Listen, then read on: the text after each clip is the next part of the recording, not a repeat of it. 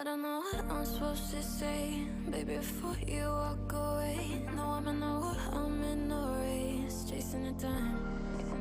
I've been meaning to find a way to face that I'm not in a wire just every day, trying to get my head up off the wave, staying alive. And I don't mean to be the guy, the one to push it to the side, and all the line and not the lie, you know.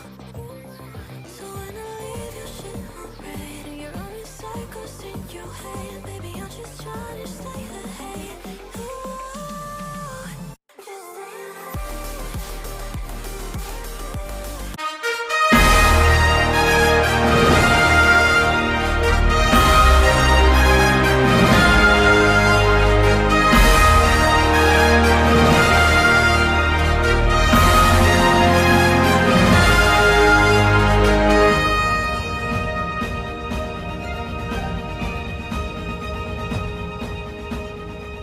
Welcome into what I think is one of the coolest events we've ever done here at the Boise Esports program. It is the Rocket League College Combine. Now, if you're familiar with other combines, it's players competing for a chance to move to the next level. This is high school Rocket League players trying to show off their skills to get a scholarship and an invitation to play esports at the collegiate level from the various universities. So this is going to be a bunch of high school players teaming up together, or some schools in some cases coming together, playing in a Rocket League tournament, showcasing their skills, looking to compete at the next level and show off that they have what it takes to be a collegiate esport player. I am Michael Fisher. I'll be joined on the cast by Nerdy Bird here. As you can see, hello Nerdy Bird, how are you doing today? Doing good. I'm happy that I'm finally back in Boise. How are you doing? You know, it's raining today in Boise, so I'm not that glad about that. But other than that, I'm glad we have esports going on, and like I mentioned, this is pretty cool. A combine for high school students trying to show off how they have what it takes to play at the collegiate level, something, of course, you're familiar with. So I think it's a pretty cool event, actually. Yeah, I think it's really awesome. I wish that this was something that existed when I was still in high school, but granted, you know, my generation of gamers and your generation have been the trailblazers for this, so it's really nice to actually see this sort of event taking place. It's kind of like, you know, that college draft for football. And as we do see our first matchup here today, Rio Ranchers versus Team Frost here. So going to be very exciting. Nice little ferocious mascot there from Team Frost. And we're actually going to hop right into the game. The players, of course, very anxious to show off their skills. So we are going to hop right into it. Actually, 3-3 tie in overtime. Couldn't find a better way to start there. Lumi's going to put a shot on goal. Huge save there by Luo Pro. Able to knock that one away. Rio Rancho does have Tormented Waste, tries to set something up there. That one's going to be pushed away. Lumi, though, going to keep it alive for the Rams. Ball bouncing towards the midfield. Mute Life Gaming dribbling it in front of his own net. Pulls it away. One man to beat. Can he get it back in front of the net? No, he cannot. Great save there by Rio Rancho. Place it over one. Mute Life Gaming tries to center it as Lumi gets the demo. Tormented Way is going to be demoed himself, but a shot on goal, and Cubing going to end this a minute and 45 seconds into overtime. So which two teams do we actually have going against each other here? Are these real university, like actual high school teams, or are these teams of students that just kind of like picked them up together? This is, I think it's some collected high schools, some full high schools. Rio Rancho, I did see, had the high school mascot there, so I'd assume that is their team. And then Team Frost, probably just a collection of players, one or two from different schools. So it's just a whole smorgasbord of people. Some full high schools, some just coming together, and already some crazy games. I mean, we joined in a game in overtime, which is just crazy to start, and that was just game one. And in all honesty, looking at that, I couldn't have really told the difference between a high school team or a collegiate team. And I don't know, I feel like the gameplay level of some of these high schoolers is even above that of some of the college students I've seen. I'm excited to see the rest of this unfold tonight, not gonna lie. Yeah, I mean, as you mentioned, we were sort of the trailblazers. We were the ones who kind of had to figure it out. These kids we've built the path for these high school kids, so they've had way more practice than maybe we've had. But yeah, that was some incredible gameplay there. Always love to see exciting Rocket League matches. Do believe this is a best of three, so does mean there's some quick turnaround. Does mean if you lose game one, you've got to be right back in it. You don't have a game to spare. So that's going to be something we got to watch out for, because right now that means Team Frost could be eliminated in just one more game. Yeah, but that's okay. I mean, we've seen Boise State teams come back from being down 2 games in a best-of-5 match sometimes and then go on to win 3 in a row. So I hope these guys just take a quick breather between these matches and realize we still have a solid chance of winning. This is the Rocket League College Combine. High school players from across the country trying to showcase their skills for prospective colleges. It is Rio Rancho taking on Team Frost. Rio Rancho was your Game 1 victors, 4-3, a minute and 45 seconds into overtime as we hop back in to Game 2 here, match point here for the Rams of Rio Rancho. Mute Life Gaming going to try and put something on net. Going to have a follow-up there. Huge save by Tormented Waves, but it's going to be put in anyway. Drip Chain with a great play off the rebound. 9 seconds into the start of the round, and there is already a goal coming out from Team Frost. Well done, guys. Nicely done. A great job on the follow-up there as we head in. Kickoff goals, sometimes very common, so we'll see if Rio Rancho can get right back in it. Going to be pushed over into the corner. Lumi there going to play it off the wall. Going to try and put it up for a teammate. Nice steal, though. Centering it up. Tormented Waves, though, going to be able to get that one up in the air. Tries to follow it down. Not quite able to land quick enough and spike it in the ground. Lumi trying to keep it alive. Pushes it over to Keyboing. Not quite able to keep it alive. Double commit there from the side of Rio Rancho. Mute Life Gaming going to take a hold of it. Tries to play it over one. Tormented Waves, though, able to push it away. Luo able to try and take a shot on goal. Open net.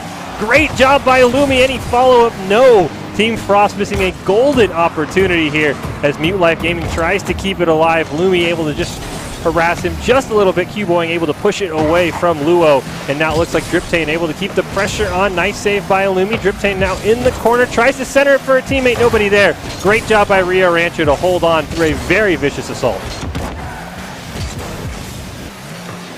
Okay, so in all honesty, I'm noticing way more aerial play coming from both these teams than I'm used to seeing, and I don't know if it's just both of them being like, hey, check this out, we can do things that you guys can't even fathom, or if this is just the next level of gaming that I'm anticipating for the next season of just so much aerial play I can't even follow the ball.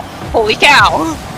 You know, I have to say it is a little bit of both because, as we mentioned, this is a combine, so you are trying to show off for each college, hey, look what I can do. So I'm going to say there is a little bit of flashy play involved, but no, aerial definitely is the next wave of Rocket League. We're going to get to the point where the ball doesn't even touch the ground for 2 or 3 minutes, and the players just keep it alive here as we see Driptane unable to corral it in the corner. Mute Life Gaming tries to play it off the wall, does get run into by Tormented Waves. Ball bouncing around the midfield. Lumi now going to try and put something over to Q-Boy. His taken out of the play, though. Driptane steals that one. There is 2 members just sort of running into each other over there in the corner. Neither of them willing to give an inch.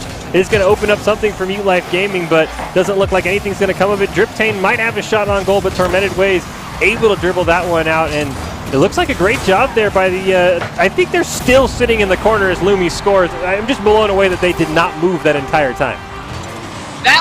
There was a lot of back and forth happening there. I feel like there's great side control coming from Team Frost over here, but Rio had some great follow-up on that last play, and honestly, this is going to be one heck of an even match. Is tied at 1 as we near the second half of Game 2. Rio Rancho is on match point. Nice save there by Luo. Able to keep it away for now. Tormented Waves knocked off the ball as we see Driptane going to center it across right to Q-Boy, who puts it down to Luo. Nice save though by Illumi. Able to turn that one away. Driptane able to get the demolition. Tormented Waves not able to follow it up. He will have to try and fall back here as we do see Team Frost now trying to organize something. Shot on goal turned away by Q-Boy. Now going to put something up in the middle there. Nice shot on goal by Mute Life Gaming, just a bit high. We'll see if Rio Rancho can find the goal here. Dribbling it down is Lumi, trying to center it up for a teammate. Q-Boing is there. Nice steal away by Mute Life Gaming. Tormented Waves, though, wants to follow it up. Huge save by Driptane, and this should be a nice clear for Team Frost. I'm watching Team Frost play, and I don't know if you're seeing this, but they're constantly making triangle forms, and I like identifying that consistently throughout their play is just insane. That's something I see pro soccer players doing all the time, but I never thought I'd actually see that in Rocket League, and they have not broken that formation once, even during the onslaught that Rio had pulled out previously. That's just incredible. Holy cow, guys. Now we see Team Frost very much on the aggressive side this time, trying to find the go-ahead goal in the final minute and a half. Lumi going to try and wait on that one. Shot's going to go off the ceiling. He misses the save, but Luo's going to put it on top of the net. Mute Life Gaming going to try and play the rebound. That one goes to top the crossbar as well. Q-Boy going to put it down. Tormented Waves, just not enough air, and he will get demoed for that one. Cubone can't play it off the ceiling. Lumi's going to whip on that. Thankfully, Tormented Waste had spawned. A double commit, though, coming out from Rio Rancho. Just a little bit of sloppy play here in the final minute as they're trying to clear this ball out of their own side. Team Frost, one player is going to miss on it. Tormented Waste finally able to push it down. Driptane is waiting there, though. Going to set it up for Mute Life Gaming. Going to put it down in the corner. Can he play this one off the wall? Just a minute left. Cubone, the great steal, though. Another shot on goal. This one turned away by Tormented Waste. Team Frost has had all of the shots in the last couple minutes. They have, and I'm not going to lie, Rio, you guys are getting bunched up a little bit too much here, and that's giving Team Frost a huge advantage keeping their side control going. But if they can hold up for another 30 seconds and we get the ball recentered and starting into overtime, maybe their Team Frost will either pull out a kickoff goal or Team Rio, and we'll see the golden goal win within the first 10 seconds. But only 20 seconds will tell. Now, Lumi, though, able to push it in. He actually bounced it. I think that was off of Luo here. We'll have to see in the replay. Yeah, ball just takes a crazy hop. Nobody back. Now Team Frost has got 20 seconds to tie this one up.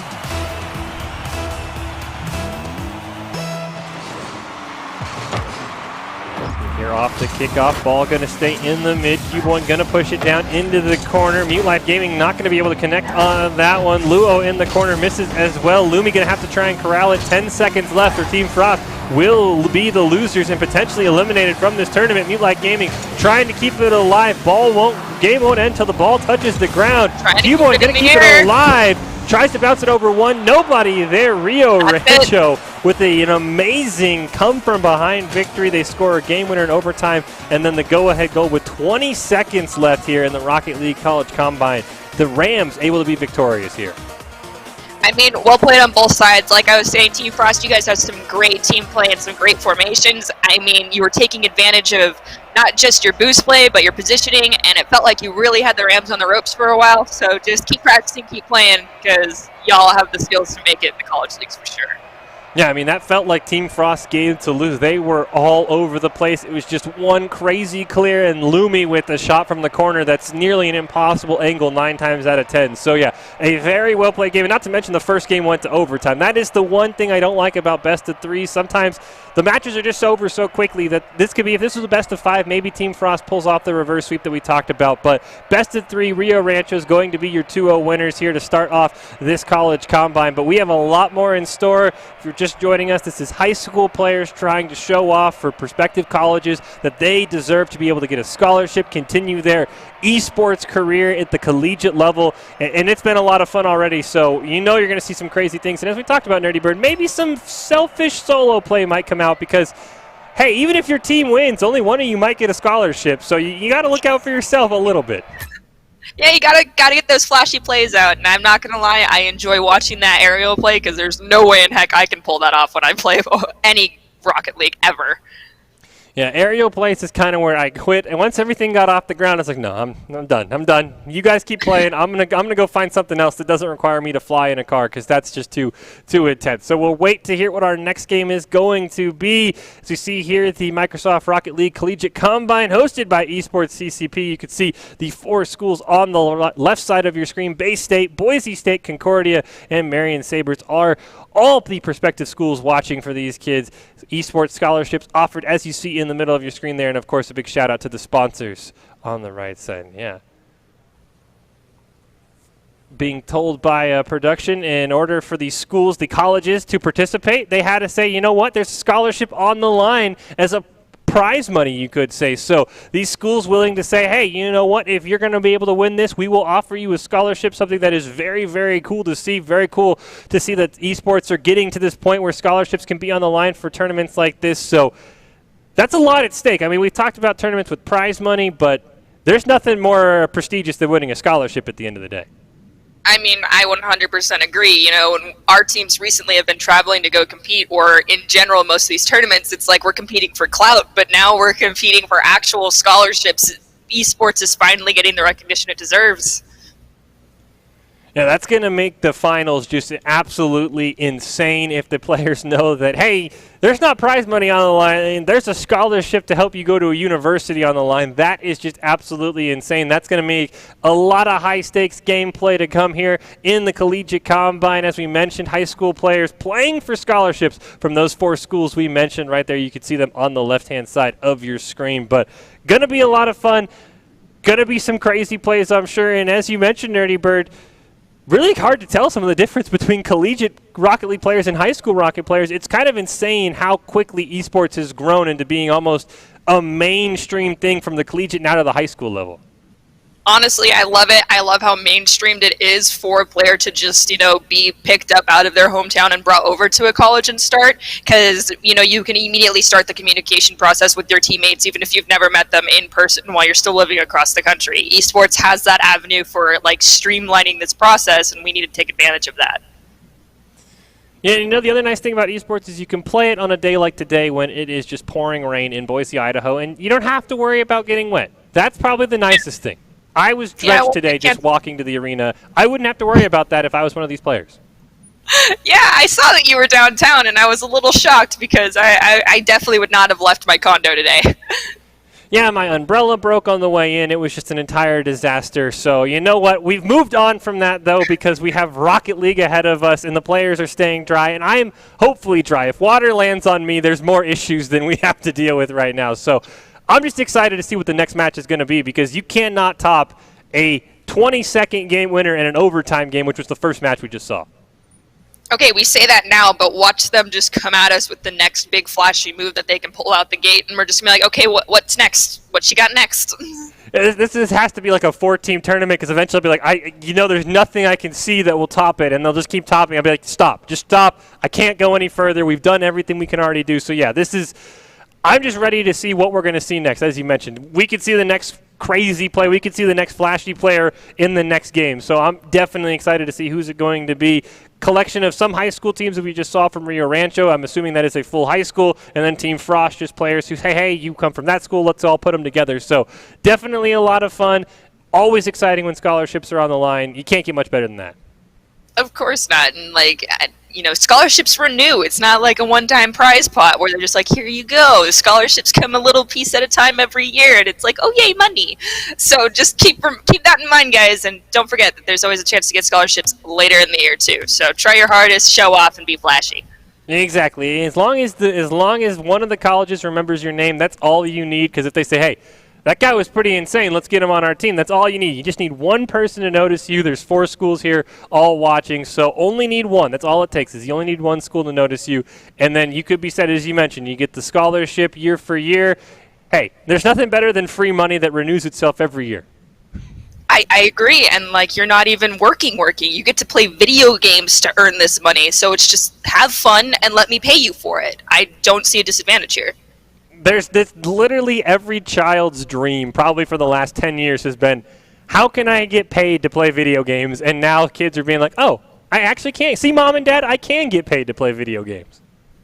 I think it's one of the greatest things that's come out of probably COVID-19. I hate to say it, but I've been watching so much more esports on the mainstream, media branches coming out lately. I was watching Madden while I was home. I was very confused as to how that became super popular overnight almost, but it's still an esport, and I'm still thankful that we were able to survive. Hold on. Voice of production in your ear. Students are also receiving compensation for going to school and getting good grades. There are other things there, too. Carry on. I mean, yeah, it's still the biggest thing to brag about. You can just go to your buddy and be like, hey, I got paid to play video games and get good grades. What did you get money for? It's still a pretty fun little humble brag to all your friends. I'll just say that. Oh yeah, for sure. I mean, when people find out that there's esports at the college level, granted, I still have some friends that, I'm not saying this as an insult, but you'll live under a rock for not knowing esports has come out and been a thing for the last few years. My friends are like, wait, you guys have video games at your college? And I've been explaining it for the last 2 years. Yeah, it's a college thing now. We play it. It's fun. We have hosts. There's broadcasters. It's a huge deal. Hop on the bandwagon with me, friends. As you can see here, the Collegiate Combine hosted by Esports CCP. We see the four colleges, I do know how to count on the left side there. Requirement to be on that, to be one of those four colleges, you had to put a scholarship on the line and say, if whoever wins, we will give you a scholarship offer. So these schools stepping up and saying, let's just take esports to the next level. Let's start recruiting high school players, which is even more insane to me. When I found out Boise had an esports program, I was like, oh, that's pretty cool. And now we're getting to the point where we're recruiting high school players. That is just mind-blowing. This has happened in like 3 or 4 years. It's just crazy how fast this sport has grown. I can't wait to see what's going to happen next, because this is already to a point that I would have never believed even like 5 years ago. I 100% agree with you. I remember just Dr. Haskell's classroom still being Dr. Haskell's classroom, and he brought up the idea of esports, and now it's not even his classroom anymore. It's the practice arena. It really is mind-blowing how fast this has grown. It just, to me, is insane. Like, because when I went to school here, and I'll sound like I'm dating myself, but the thing is, I'm not. I was here in this decade, and we didn't even have an esports program at Boise State. And now we have a full-fledged esports program offering scholarships to high school students. That is how fast this has grown. That is incredible to me. Yeah, there was a lot of power put behind it. As soon as tires hit the road, everything was put together as quickly as possible. And it just goes to show, if you put in a lot of hard work, things will go how you intend for them to go. So we do see our next matchup on the screen. It is Simp City versus Wakefield High School. So it will be interesting to me. That is the one thing that sticks out. We had in the last matchup where when you have a high school as the team mascot, I assume that is 3 high school players. They should be a bit more familiar practicing together. It's almost like a collegiate team where the other team would be 3 guys who maybe were thrown together. So the communication is always sort of interesting to watch out for, because you would think the high school team would have an advantage, but in our last game, even with Rio Rancho winning, it was not that dominating of victory. So it just goes to show that sometimes communication can come together just in a flash. I mean, gotta remember that these players still play pickup games inside Rocket League with complete strangers all the time, so it's nothing new to them to be thrown together with 2 people around the same skill and just have to work with it. So, comes with the territory. We'll have to see who is victorious, if it is Simp City or Wakefield High School here in the Rocket League College Combine. Fish and Nerdy Bird on the cast. It is a best of 3, so it's got to be a quick turnaround. If you lose game 1, you don't have a lot of time to collect your thoughts. You've just got to hop back into it. That would be the one difference, though. As you mentioned, yeah, you can go together with 2 strangers in Rocket League. It's best of. You win the first game, hey, everybody disconnects, you go to the next one. So tournament experience might be another thing, is getting used to, hey, we're playing the same team again, as opposed to, hey, we just played these 3 guys, we beat them, all right, let's queue up, and you'll probably never see them again. Yeah, that is very true. It's going to test your mental endurance. Your mental stamina definitely gets stressed a lot in collegiate esports, because people, we're going to go to practice and then go home, play on our own for a little bit, even though it's not required, we're going to anyway, and then get up, go to class, and repeat the whole process all over again. And some days you're going to play 3 games in a row. You never know. You just got to be ready for it. Yeah, and sometimes it's going to be, we've seen for Boise State, at least for the Rocket League, we've seen best of 7 series that have gone all 7 games. So, I mean, this is just the tip of the iceberg here. You've got to be able, as you mentioned, the mental fortitude to be able to say, all right, we just lost game 1. How can we attack this team? What do we need to do to come back? So this is a great primer, a great combine to show off to these universities how you can handle defeat and how you can get ready to come back. So as we mentioned, Simp City versus Wakefield High School, best of 3 coming up very, very soon. You got any predictions? We've never seen the team, so, you've got a 50-50 shot at winning. I mean, I'm going to go with SimCity here just because I got to root for the team that seems like the underdogs. I always prefer to do it that way. Nothing against the other team whatsoever. It's just y'all have a slight advantage having already played with each other, as we're assuming this right now. And if that is indeed the case, SimCity, my heart goes out to you guys, and I definitely hope y'all come out on top of this next game. Well, then I got to make it fair. I got to root for Wakefield. I got to at least give one caster on each side. So I think regardless, we're in for a great game. But, yeah, you know what? We got to have some at least friendly stakes here on the caster desk. So, you know what? Give me Wakefield. I'm going to take the experience. I'm going to take the, the friendliness, the great communication. And I think they're going to have a great game. And they're going to say, hey, look, you know what? You guys tried, but come at us when you're like us. That's what they're going to say. All right. Well, that's a fair assumption to make. And either way, both teams, no matter what happens after the first game, my only advice to you is push away from your desk real fast, do quick, 5 jumping jacks, take some deep breaths, sit back down, and just clear your head and get ready to go again, because we go again, in the words of XQC. That's true. That's true. We're going to game 2. It could be 10-0 in game 1, but we got to play game 2 regardless of what happens. So as you mentioned, you got to be able to just take a quick mental break, get right back on the desk, say, all right, how do we do this? How do we get back together? So, yeah, I'm definitely excited to see how the turnaround affects us. I'd love to see a game 3. Game 3, Game 5, Game 7, there's nothing more iconic in sports or esports than a winner-take-all. It's just so much pressure, so much fun to watch. I don't know if it's fun to play in, but it's definitely a lot of fun to cast and a lot of fun to watch. I mean, it's heart pumping for sure during the entire process of any match. Even if it's going into overtime or not, you're giving it your all 100% of the time, and that's what I hope all of these players are prepared to do for these next couple of games. We'll have to see once we hop into it in the Rocket League College Combine. High school students showing off to prospective universities what they've got, and they know that scholarships are on the line. Each of the 4 schools, the 4 universities, I should say, that are sponsoring this, had to put a scholarship in, had to put their money where their mouth is. If you want to be able to scout some of the best high school Rocket League talent, you got to give them something. So they're saying, if there's a winner, we're going to offer them a scholarship. So we're about to hop into the next match of Sib City versus Wakefield High School. That first minute will be another thing I want to watch. How do these players come out? Because I'm sure they played in tournaments. I'm sure they played online.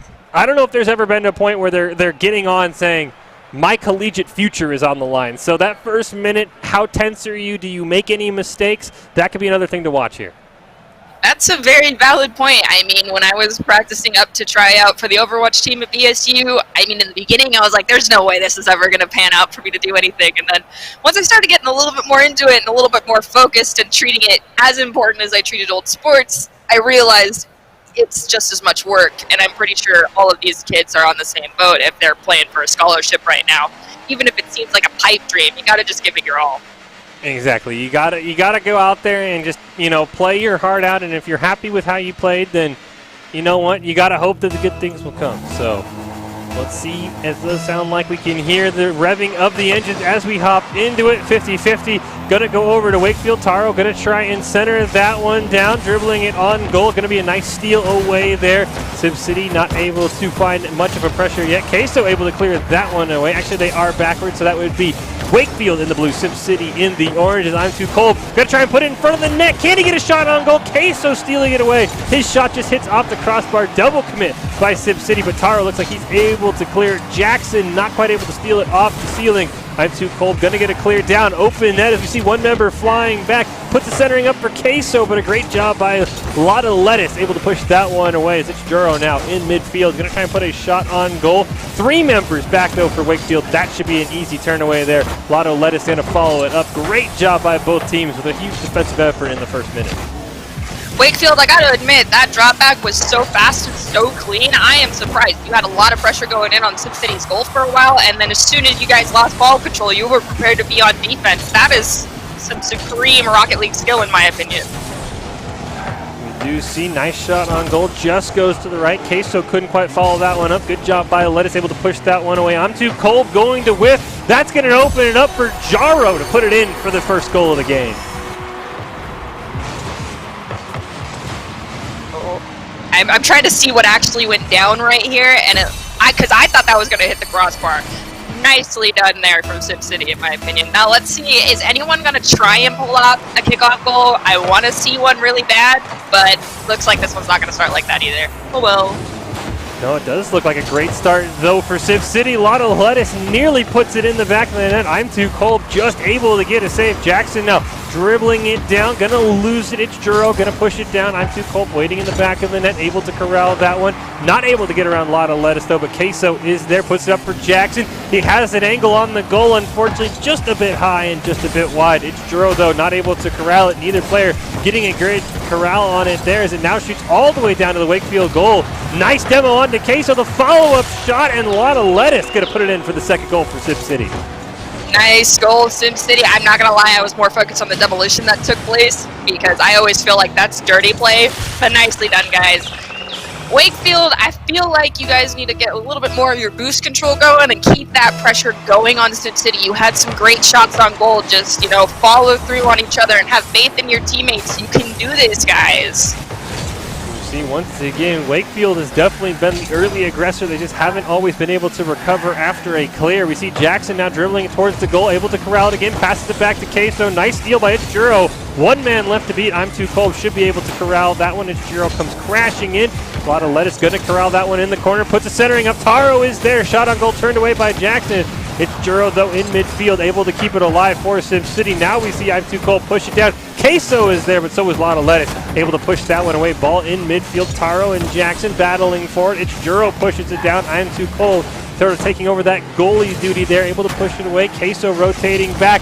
Misses on the ball, though, and Jackson going to have to make a huge recovery. Taro trying to center it. Not quite able to get it. Queso pushes it away, and Wakefield's defense starting to come apart as they look for a clear.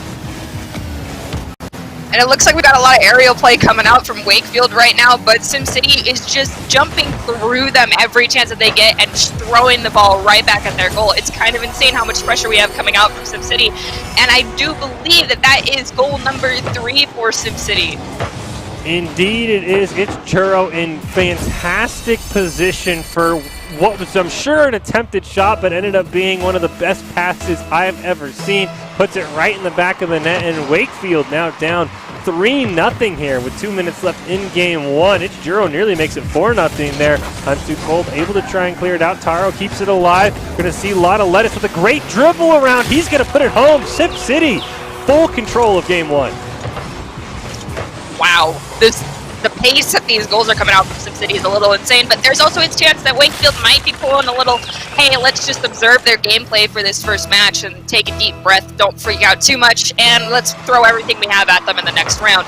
But let's see, we've seen plenty of teams pull out 4 and 3 goals in a matter of seconds in these games, so I'm not going to discount Wakefield in this match just yet.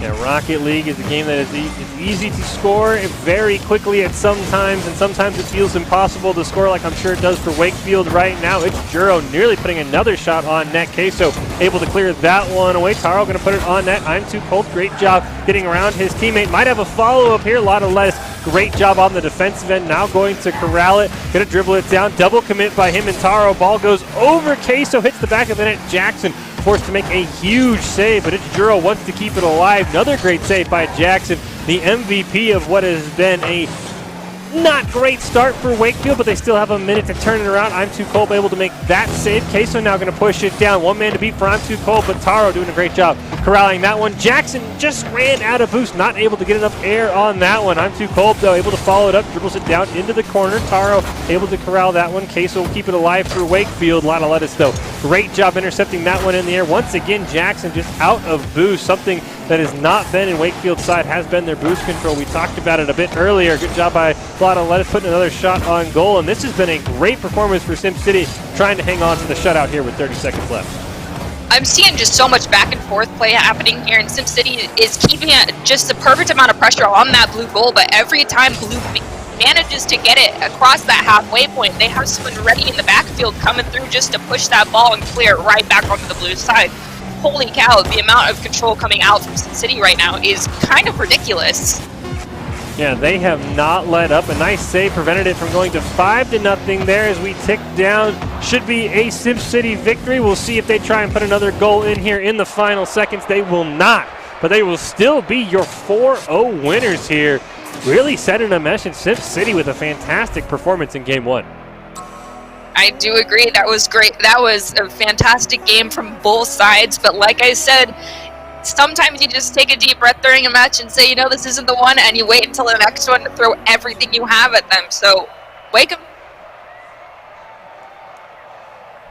And I'm hearing right now that Sim City had 14 shots on goal during that, and Wake 'em had 4. So maybe Wake 'em can take that as their wake-up call and realize they need to be, pushing the pedal all the way to the floor and throwing as much aggression out as they possibly can right now. I know that's kind of our no-no word, but I feel like right now, Wake 'em, you guys need to get the claws out and get aggressive. Yeah, and it really felt like Wakefield, there a couple of times, they were the original aggressor. They'd have a shot on goal, but they wouldn't have a follow-up, and then Sim City would clear it down. They'd have 1, 2, or even 3 shots on the goal, and eventually one of them would go in. So, yeah, it's really got to be about maintaining that aggression for Wakefield. They had a couple of great possessions, but how do you keep the ball on the side of Sim City? How do you get a second shot? How do you get a third shot? Because that's how you get 14 shots on goal. You don't just get 14 clears down, 1 shot, and the other team clears it away. You're getting second attempts. You're getting even third attempts sometimes. So for Wakefield, it's got to be finding those second and third attempts. That's how they can maybe even the shot total up. And as you mentioned, they've got to throw everything at Sim City here. This is win or go home. It's a best of 3 Sim City on match point. So Wakefield's got to be truly aggressive. They've got to go for crazy demos, crazy plays to keep this series alive. Yeah, show us what you got, guys. We know you can pull out some crazy tricks, and I want to see them. So I have full faith in both teams coming into this second match. It's played as a clean slate. It's 0-0. That's how you always got to treat these matches. Exactly right. You just have to forget about the past. You've got to have a short memory sometimes. Forget about what happened. Forget about any misplays you might have made. Come forward, as you mentioned, Nerdy Bird, like this is a new game. This is game 1. It's still 0-0, and all you got to do is play your best match, and you will be victorious here. As we do see some of the players loading in here. Have to see if everybody loads in. Sometimes Rocket League can be a bit finicky, and we have to restart, so we'll be waiting to see. I do see Taro over there, but I don't see anyone from the blue side, which not always a good sign there as we see the Rocket League rules for this 3v3, 5 minutes, best of 3, cross-platform, and of course the golden goals. It looks like everyone has connected here. Wakefield going to win that one, but they will pull off immediately. Lotta Lettuce going to clear it down into the other side here. I'm Too Cold going to play that one off the wall, going to bounce it up in the air. Looks like Queso is there. I will say I do not see Jackson, so I'm not sure how we're going to handle this 3v2 here. But this man just became a triple threat for himself. Not only did he clear the ball, he did his own rebound and scored. That was incredible, Sim City. Getting word in our ear that one of the players Yes, it sounds like Wakefield is down 1 player. Yeah, it does sound like one of the players unfortunately had to leave, so it will be a 2v3 for Wakefield. So already against all odds, they have to come up with some crazy plays here, as we do see Sim City centering it. Great job there by Antu Kolb to steal that one away, dribbling it down. Going to try and get some pressure. Nice little spike down on the ball. Keeps it away from Mitch Juro. A lot of lettuce now. Going to try and clear that one down. And maybe follow it up. He already had one spectacular solo go. Queso, though, able to push that one away. And now we see it's Juro missing on that one. A lot of lettuce. One man to beat. What a play for the second goal of the match. Wakefield, I understand you guys are at a huge disadvantage right now, but now you've got to play this how we play Overwatch and play it just simply on a game of mistakes. Pull out your best defense you have and wait for an opening that SimCity will give you. I have seen a couple of them. You guys can take that breakaway and go score. Show us those cool aerial moves you got and just play to have fun at this point, guys. You still got this. We do see Queso bumping it down. Nice job by a lot of lettuce, able to corral that one. I'm Too Cold, tries to pass it over to Queso. It's Juro now going to push that one up in the air. Going to take a nice shot on goal there. I'm Too Cold, not going to be able to connect, but Queso will be able to clear that one down. A lot of lettuce able to be there as well. Looks like that one's going to be put down all the way into the corner. It's Juro able to push that one away. You see a lot of lettuce come in though. Clears it down. Nice pass over to Juro. Shot on goal. I'm Too Cold makes the first save. Queso able to make the clear away. It does look like Wakefield able to hold on here. A lot of lettuce now going to push it down all the way to the other side. They're going to race and beat I'm Too Cold, but the ball sets it up perfectly for It's Juro. Going to dribble it over a lot of lettuce. Probably fell back to get some boost. It's Juro now puts it up.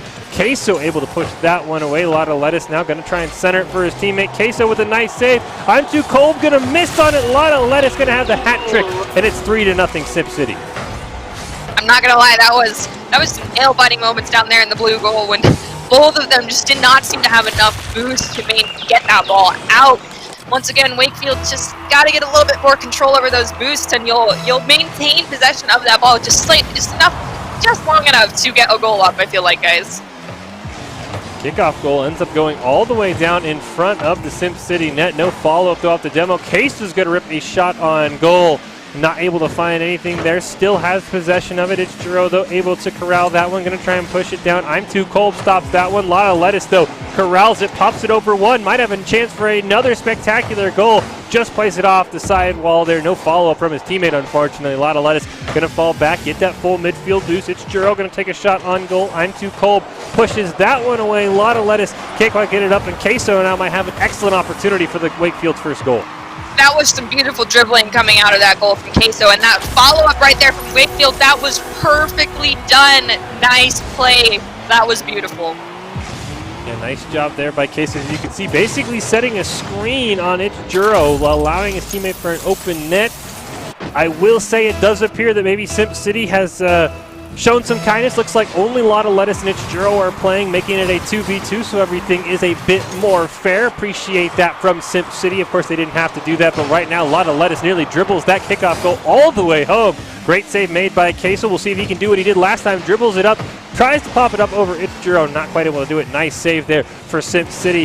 Slight double commit there, though. Unfortunately, that might be an open net for Wakefield. It's Juro tries to play it around one. I'm too cold, doing a great job corralling that one. Puts it down all the way into the corner, but Lotta Lettuce with a nice clear. I'm not going to lie, Sim City, that was some great showing of sportsmanship, knocking down one of your own teammates so that you could be doing a fair 2v2. And honestly, this just makes this game even better, in my opinion.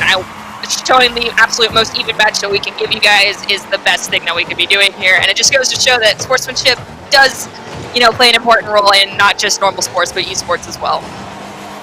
Nice job there by Wakefield, getting another near shot on goal. Lotta Lettuce now going to try and carry it down. Queso with the nice stop. It's Juro going to try and corral that one. Plays it away from Queso. Centers it for himself, but I'm too cold with a great shot on goal. Forcing a retreat from Simp City. Just over a minute left in game 2 here. Wakefield, if they can find 2 more goals, potentially forcing overtime here. They are up against it in this best of 3. It's Juro now going to try and dribble it. Knocked off his dribble by I'm Too Cold. Queso going to clear it down. This could allow Lotta Lettuce to make another spectacular play. He's had some crazy aerials. Spikes it down, and that's going home. Lotta Lettuce, all 4 goals. Holy cow, Lotta Lettuce, you are a triple threat. But I will throw out there, Queso has been putting the pedal to the floor lately, and you can just see how much momentum that player is keeping on that ball consistently. I see him go out of frame, and then within 2 seconds, he's right back in. Keep doing that. That is fantastic. Just under a minute left. Wakefield still can have something in them, especially in 2v2. It does sort of open the field up just a bit more for some crazy cross plays. As we see right here, Queso just got to redirect the ball on the net, and just like that, they've got a chance. Nicely done, Queso. Like I said, this player, for some reason, just pops out of frame, comes right back in, and is going full throttle. It's incredible.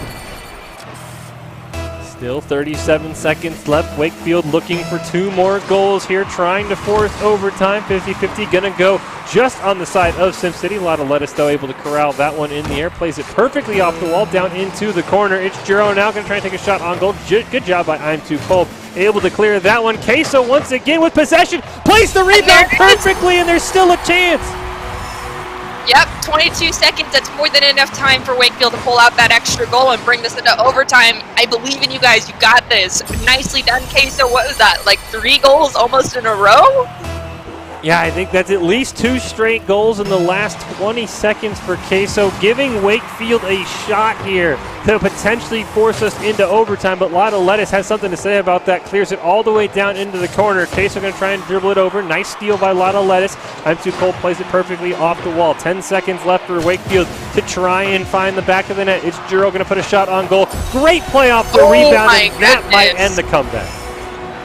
Still, that was a hard-fought battle from both sides. Wakefield, you guys pulled it out. That was incredible, and who knows, we could just see 2 back-to-back kickoff goals. Anyway, I don't want to jinx the game yet, so we'll see. 4 seconds could be a lot of time in Rocket League. Unfortunately, that will probably end up doing it. Ball will be kept alive, but as soon as it touches the ground, it will be a Simp City victory here in game 2. They will be moving on, but I'm Too Cold wants to keep it alive. Can't quite play it off the wall. It's Juro can't keep it alive, and Simp City holds on for the 5-3 victory here in game 2. They will advance to the next round of the Rocket League College Combine, but big shout out to Wakefield. Had to have a player leave. They did not give up. They nearly battled back and just couldn't find that last goal that would have tied it and sent us to overtime. I'm Doc Haskell. I'm here right now with Ryan Hines. He is the I don't know what just happened. But all I have to say is Queso, my man, dude, that was incredible. That's the type of play I love seeing. I mean, you can't give up. You never can, and you definitely showed how important that is. Yeah, incredible play by Queso, incredible play by Lotta Lettuce as well. Really by everybody. Big shout out to Simp City as well for saying, hey, you know what, you're down a player. We'll let you keep playing. We'll make it a 2v2. A lot of excitement there. But before we go to any other matches, we do have an interview coming up that we want to get to. So let's go to that. It's going to be Doc Haskell, as we saw earlier, interviewing. Director, Concordia. Tell us just a little bit, Ryan, about your school. You and I have been chatting, but give us a rundown on where you are and what you do. Yeah, thanks, Doc Haskell. Concordia University of Nebraska is we're just a small private university that's out of Seward, Nebraska specifically. A small, tight-knit community that's just 20 minutes from the capital of Lincoln, Nebraska. And you know, we've got a pretty big campus as far as other athletics are concerned, and we're looking to add esports this year, and just really looking to kind of take off on the right foot. So why esports on your campus? I mean, it's popping up in lots of places, but why is it important to your campus?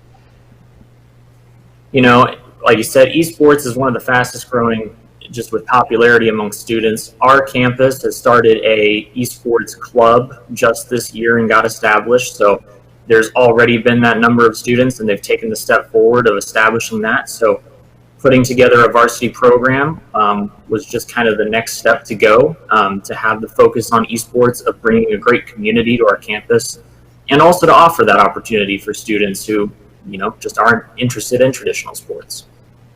Well, it's a great school. Here's what's interesting, right? I mean, there are lots of programs that have been around a couple of years and have kind of some stars and some traditions already built up. But because you're moving this from club to varsity, and you'll be in your varsity year this coming year, maybe talk about the students that will come on campus and be the founders of the program. They'll be the stars. Yeah, you know, any of the people who are starting it this next fall in 2020 are really going to be the students to help us to establish what we're doing with the program and to be the leaders. You know, it needs to be people who are very focused and very energetic and are excited about esports and excited about the opportunity to compete in Rocket League and in Overwatch and League of Legends and the other games that we'll add on, you know, as we go on. That's awesome. So for you as a coach, what's important to you? What are you hoping to be able to accomplish as a coach, and what are you looking for in players? You know, what I'm looking for in players is that dedication. I mean, it is the first year we're doing this, so I need people who are, you know, coming out and saying, yes, I'm going to do this. I'm going to commit to, you know, the practice schedule. I'm going to be dedicated to helping my teammates improve, not just being selfish in my play, but, you know, and then on my end as the coach, you know, we're providing the fact that we've got dedicated facilities. We've got, you know, the dedicated staff, and we're organizing and helping and, you know, getting this team put together in the first place so that we have a chance for success. That's really cool. So for students who are considering Concordia, what are some of the benefits they're going to receive? I mean, you've already talked a little bit about dedicated facilities. Maybe you want to talk about that a little more? Yeah, we've got a dedicated esport lab where we're going to have a setup of 15 PCs. We're getting that all together this summer, so bringing new machines. We're going to have not only just our gaming PCs for our competitive games, but we're also going to have setups for streaming. We're going to have setups for video editing and casting, and making sure that not just the varsity players of the games will have scholarships to come, but we're also doing scholarships for those video editing and for the casting and all of the support staff right behind it. Just looking at you there, Doc Haskell, with your setup over there. That's the dream. Oh, this old thing? No, but I mean, seriously, you know, half of the universe of gamers are the storytellers. And so carving out and making space for those folks from the start, brilliance. I'm really excited for you guys. Yeah, we're excited, and I am just above and beyond thrilled that Concordia University, at the very top, has said we're looking to make this one of those programs that stands out, and we're able to offer everything that we can. So I don't want to put you on the spot here, but you as a coach, every coach kind of has their own history, their own unique path to where they become director and an esports coach. What are your games? What's your passion? Where's your interest? My passion, I really love League of Legends. League of Legends is one of the games I've followed for a long time, but honestly, I've found myself, the more I'm not able to play as a father and a working in the real world, I've had a lot of passion for the students and really helping them to excel and teaching them what I know, and then going above and finding out what I don't know so that they can learn more.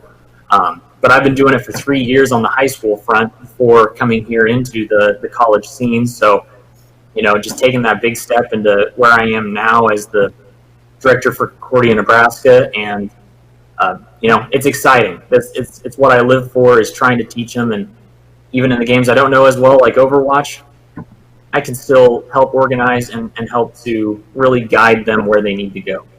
Well, and that's the interesting thing, is that unlike other sports, esports players come in with a tremendous amount of knowledge. So even if you are, a former, LCS player, eventually your players will, in the current meta, will outstrip your knowledge and experience in that. And so good coaches are good at organizing people's thoughts into a cohesive plan that everybody understands and can communicate. So your experience, all of our experience, is about how to create that conversation. So just one quick question here. What games are you looking for players, and roughly what level are you looking for? Well, right now we're just starting with Rocket League, Overwatch, and League of Legends. There is a massive casual Smash following on campus too, so we might be doing a couple Smash Bros events as well.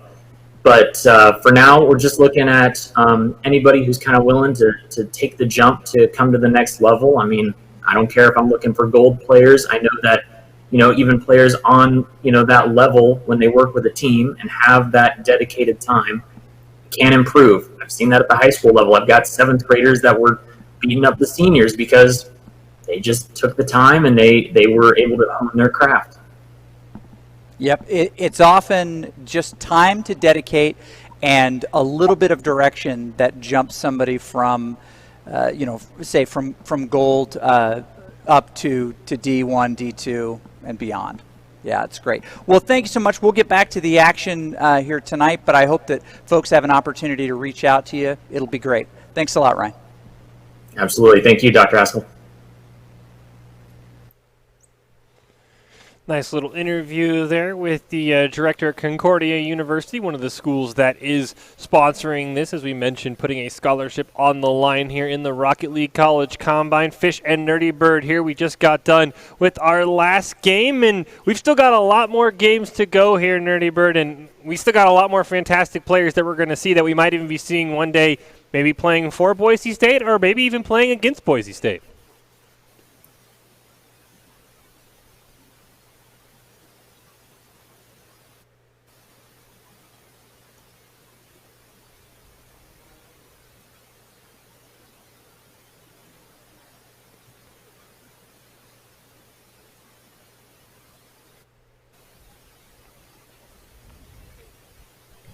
Okay, sorry. Can you hear me now? Yes. Yeah, I think you can. Okay, so basically what I was mumbling on about is even if you don't make a team this year, you don't win this tournament and get a scholarship, there's always a second chance, guys. It's not like traditional sports where it's like you don't make it that first year, you're done for. You have plenty of opportunities. Don't give up hope. I mean, I started out on the club team myself. Granted, I had just started playing Overwatch then, but the skill I've seen coming out of these Rocket League players has been above and beyond that of some I've seen even at the college level. This is just insane, and I hope these guys keep chasing this dream no matter what happens today, because, there's just going to be more opportunities down the road.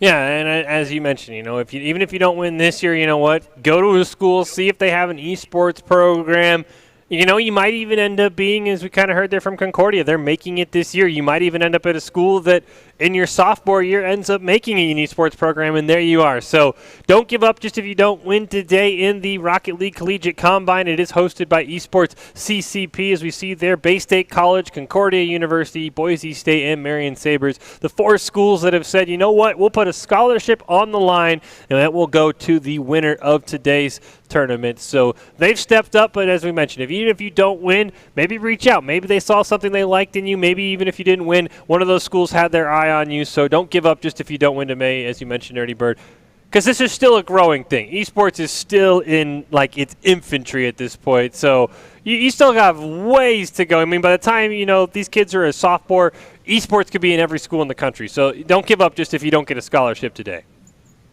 Yeah, I mean, at the end of the day, it's not just about the scholarships. If this is something you love doing it, keep playing, get better. I mean, the Concordia coach is mentioning how some of the kids that are, 7th graders are out playing the seniors, and it's a matter of how much enjoyment you get out of practicing and learning to get better. And if you might be wondering, well, I don't play Rocket League, but I play something else. If that something else is League of Legends, then this is for you. This is the Microsoft League of Legends Collegiate Combine, hosted by Esports CCP with esports scholarships. Hey, on the line once again, as you can see there, June 20th through the 21st, 32 teams, double elimination. Of course, it's 5v5 RIP Twisted Tree Line. But yeah, same schools there. We know at Boise State we have a League of Legends team and a Rocket League team. So don't get discouraged if you can't do what these kids can do in Rocket League, because if you can run circles around them in League of Legends, definitely check out this event that's coming up June 20th and 21st, because, unlike, there's tons of traditional sports, there's tons of esports. You don't just have to play Rocket League in order to be able to get a scholarship. So if you play League of Legends, definitely want to try and find out more information about this, because, hey, that could be your scholarship to the next level as well. So there's always another game. If you're good at one game, I guarantee you there's probably an esport for it somewhere.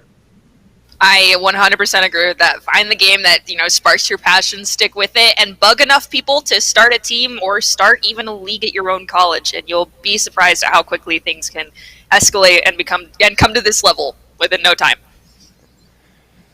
It's just still, as I said, mind-blowing to me that we're having combines for high school players, not just in Rocket League, as we could see in League of Legends.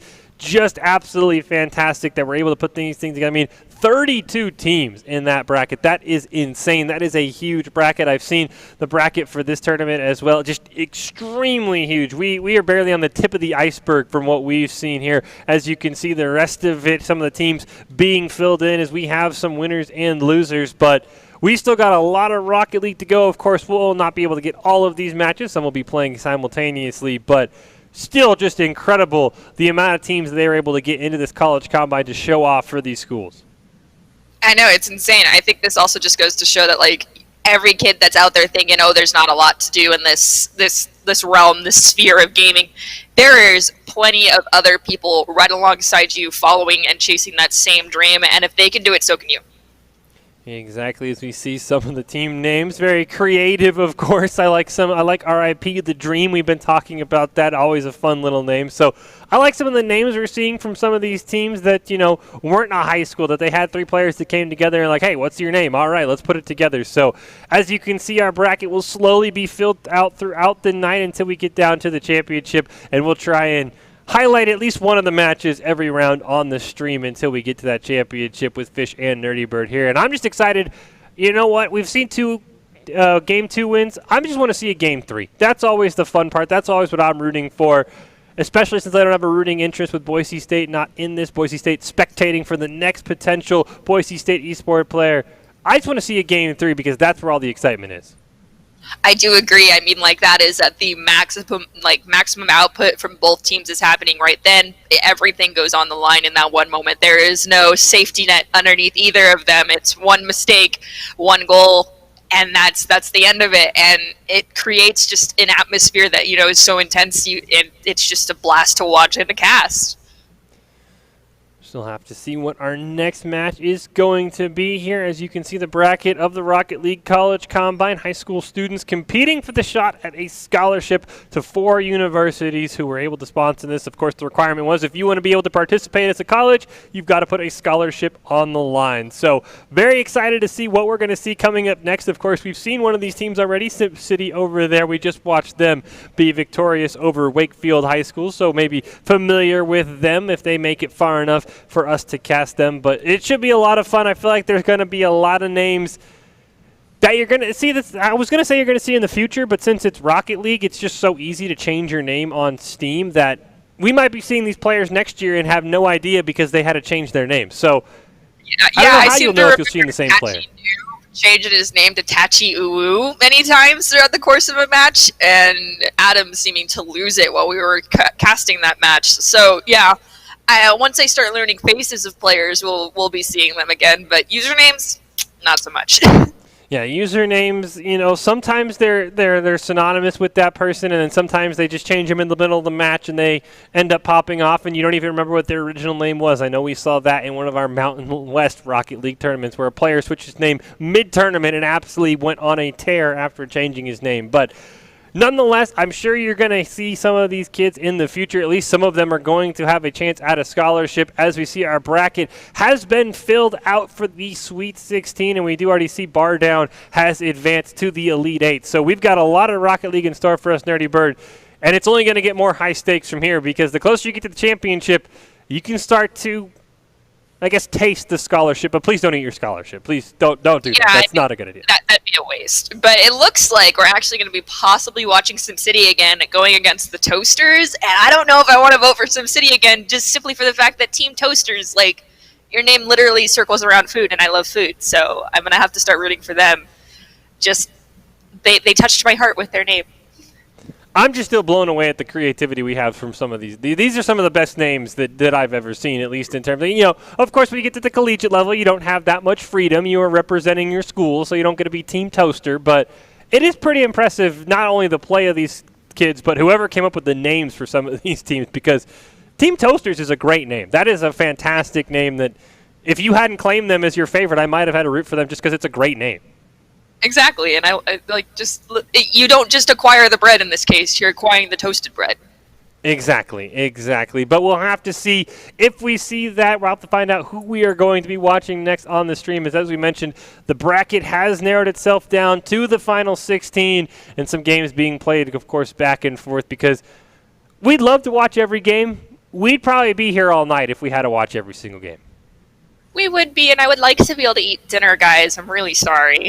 Yeah, we don't want to hold anyone from eating.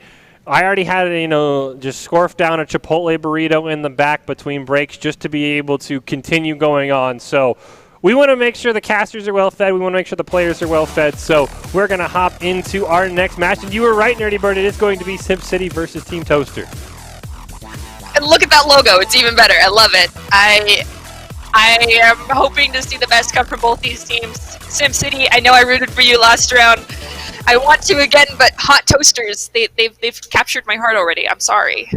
Yeah, that logo is fantastic. I mean, if the name didn't win you over, the creative logo had to have won you over. So, yeah, SimCity, a team that we actually just saw, which I do want to say once again, props to them. The team that they were playing, one of their players had an emergency, had to leave, and they said, hey, you know what? Let's make it fair. They actually dropped down to 2 players as well, played the whole match out. So, big props to SimCity for that. But being a good sport cannot win Nerdy's heart when there's toast on the line. So, they're going to be going up against Team Toaster and Nerdy Bird's fandom, apparently. I'm sorry. I love toast. So I guess now they just beat Wakefield, who I was rooting for, and now I've got to go for SimCity. So you know what? Hey, hopefully they'll let me on the bandwagon after I was just rooting against them. But a lot of lettuce, definitely someone that Team Toaster is going to have to watch out for. He made some crazy plays. Jaro and It's Juro both had some fantastic plays as well. So Team Toaster is going to have their work cut out from there. They're in the Sweet 16, and it's getting serious now because this is a pretty good team they're going against. I do agree, and I'm very excited to watch this next match go down. I'm very hopeful to see some trick shots come out from both teams because we are kind of getting into that the Sweet 16 top 8 realm. So, you are going against everyone that's going to be kind of that same level, I feel like, as you now. So it's time to start pulling out, the finesse, make yourself look all shiny and sparkly for the other teams to take a good look at you and be like, I want that player on my team. So you got to be flashy. Exactly. You've got to just don't make the flashy play and lose, because then you don't want to be that guy who went for the crazy aerial and ended up blowing the game. So you've got to make sure you pick your spot. That's all I'm going to say. Pick your spot, because, the last thing you want is a guy who goes for the flashy play and his team loses. So be very careful, but, yeah, you've got to start to separate yourself as well. I am excited to see what's going to be coming out of these top 16 teams in this bracket. I mean, I was already blown away by what I was seeing earlier, and it's only going to get better. And I'm also excited to see some of these players compete in the collegiate sphere in the coming year. Yeah, it's going to be a lot of fun as we prepare for our first match of the Sweet 16 that we'll have on the stream. Of course, there'll some big games being played in the background, as we mentioned. Unfortunately, we're not able to highlight every one, but it is Simp City versus Team Toaster here. It is a best of 3, so very little turnaround time. If you lose game 1, you've got to find a way to come back in it. We have yet to see a team come back from a game 1 loss. Both teams that we saw win game 1 ended up winning game 2 as well. So hard turnaround. Of course, these are high school players. They might not be used to just doing anything more than queuing up on ladder, playing a game, and then going to a fresh new game. So got to be ready for the stats. Don't reset this time. You've got to be prepared. So, hey, come with your A game. As you mentioned, Nerdy Bird, step away, do some jumping jacks, clear your head for game 2, because you don't want to be eliminated just because you're still a little tilted. Exactly. I won't lie, tilting is probably the worst thing that you can experience during any of these matches, whether it is Rocket League, Hearthstone, League of Legends, any game that you play. Do not let yourself get tilted and stay tilted. We do see here in the Rocket League College Combine, Simp City versus Team Toast coming up very, very soon. One of these teams will be moving on to the final, the Elite 8, I should say. One of these teams, unfortunately, will see their tournament run end here very, very shortly as we get ready to hop into game 1. And Nerdy Bird is just all over Team Toast right now. Yes, I am. I'm rooting for them. Let's go. See the players start to load in here. Of course, we'll see the familiar names of Taro, It's Juro, and Lotta Lettuce on the side of Simp City as we see our rules here. 3v3, 5 minutes of regulation, best of 3, cross-platform, and of course the golden goal where once we get to overtime, it is first team to score that wins. Good job there by Simp City. They are able to push it down. Taro able to center it right in front of the net. Ginger able to get a good clear. Lotta Lettuce now retreating back. Looks like Bright Destiny's able to try and dribble that one down. It's Juro now puts it down into the corner there. Great job clearing it down by Ginger. Very back and forth start to this game. Very much so. I was a little shocked at how quickly that ball was cleared out of the net, and it is already right back down in Simp City's side of the field, and it looks like Hot Toasters is pulling out that first goal. Good job, guys. Get that bread. Now, I don't want to disappoint you, Nerdy, but the names were backwards. That would be Simp City that scored. Oh, no. Dang it. All right, well, Simp City, good job, guys. You're still living up to your previous match. Toasters, come on. See if the Toasters can answer that fake goal that they gave Nerdy Bird there. Ginger with a nice pass to Bright Destiny is going to try and put it up. Great job sneaking that one home. That was a very quick goal. Good job, Bright Destinies, and now we are back to 1-1, so this might as well be a 0-0 game once again, and it's right at the beginning with 4 minutes and, 23 seconds left? Yeah, we've basically just started over 30 seconds gone off the clock, tied at 1. Nice job there, winning the 50-50. Vision's going to put the ball right on the net. Huge save by Jaro. It's Juro now going to try and clear it down. Ginger in the corner, able to corral that one, but leaves it in front of his own net, but it's Juro misses on what would have been a very easy goal. Able to get the demo onto Vision. Lotta Lettuce and Taro going to run into each other. Ginger able to capitalize on that double commit and is able to clear it down. Vision now going to try and center it up. It's Juro, clears it down. Doesn't have enough boost to carry the dribble, but lands in the perfect position. Has one man to beat. Tries to play it around. Ginger does a great job, and Lotta Lettuce with the nice setup. Follow-up. That was beautifully done, Simp City. That follow-up from Lotta Lettuce was great. I feel like there's a level of communication happening on Simp City's side that we just will never understand. Yeah, that's something, as you mentioned, you see someplace you haven't even seen the collegiate level. That is something I've never seen. The teammate carrying the ball in front of the net and then a lot of lettuce coming in to spike it home. Great job there by Sim City, but right away, Hot Toasters answers back. Ginger puts it home, and we're tied again. Holy cow, this is by far the most back and forth we've seen thus far in this tournament, and it is gorgeous. Good job, guys. Hot Toasters, they haven't been able to find the first goal, but they've been able to tie it up very, very quickly here. Right off the kickoff, Taro going to win that one. Ball bouncing back towards the center. A lot of lettuce going to clear that one down into the corner. We do see Ichijiro kills that one. Gets it over Vision, but a nice job by Bright Destiny. Able to push it back. Double elimination going to happen off screen, opening some stuff up for Hot Toasters. Great job, though, by a lot of lettuce. Able to clear it down into the corner. Vision is there, but takes just a little bit too long with the ball. Ginger forced to make a nice clear, but Ichijiro in the perfect spot. Gets the full boost. Can't quite play it around Bright Destiny. Taro still there, not able to corral it, and Hot Toasters holds on. One thing that I'm seeing both these teams do great is their rotations. If you notice, whenever that ball is crossing in front of that goal, there is one defending player ready and set to push that ball right back out, and it is great job. And another demolition coming out off screen, so maybe Hot Toasters will get a play off this, but it looks like triple commitment coming out from SimCity is going to prevent that ball from going in. Yeah, unfortunately, Hot Toasters couldn't corral that one after the triple commit. A lot of lettuce going to get the demo, but it is going to lose the ball, allowing Ginger to corral it. Takes it down into the corner. Ichijiro in a perfect spot, but Bright Destiny shot just to the left of the net. Bouncing in front, good clear by Lotta Lettuce. Ball goes all the way down. Bright Destiny easily able to corral that one. Taro going to put some pressure on it, though. Steal it away, has it in the corner. Can't quite get it around Ginger. Bright Destiny able to corral that one. Ichijiro with the nice steal, but Vision going to clear that one down over Lotta Lettuce, who has to retreat, but he should be able to get this ball. Whip on it, but now Vision can't beat him to it, and it's a clear back. Both these teams are doing such a great job at maintaining boost control when they're on the defensive that it's creating just no opportunities for either team to get that slight advantage to get that goal off. It's incredible. Nice job by Ginger putting the centering touch on. Ichijiro able to clear it out. Lotta Lettuce loses his dribble to Vision, but corrals it still in the corner. Bright Destiny tries to put it down onto the side of SimCity, but unfortunately he gets beaten off the ball there. Lotta Lettuce able to corral it in the corner. Nice save for him. Vision now going to try and center it up. Nice shot on goal by Ginger. Ichijiro, though, back in the net. Lotta Lettuce going to put it up. Bit of a miscommunication, though, as Jaro just kept driving. This could open up something for Hot Toasters. Ball gets put up. Taro and Ginger collide. Ball still by the SimCity net. Ichijiro finally able to get it away. Ginger put a shot on goal. Lotta Lettuce able to corral it. Brief double commit. SimCity barely able to hang on as once again Bright Destiny down there in the corner. Finally, Taro gets the clear, but Vision is there. Hot Toasters not relenting, just keeping the ball on the side of SimCity. SimCity still trying to find it cleared. It looks like they finally might have had a chance here. I think that's almost 40 seconds that this ball has stayed down in this bottom corner. Holy cow, Hot Toasters, a way to keep that pressure going. But I feel like maybe one of these teams needs to take a quick back off and realize that they're losing control for one reason and fix that, because I'm seeing it, but I'm not going to say it out loud right now.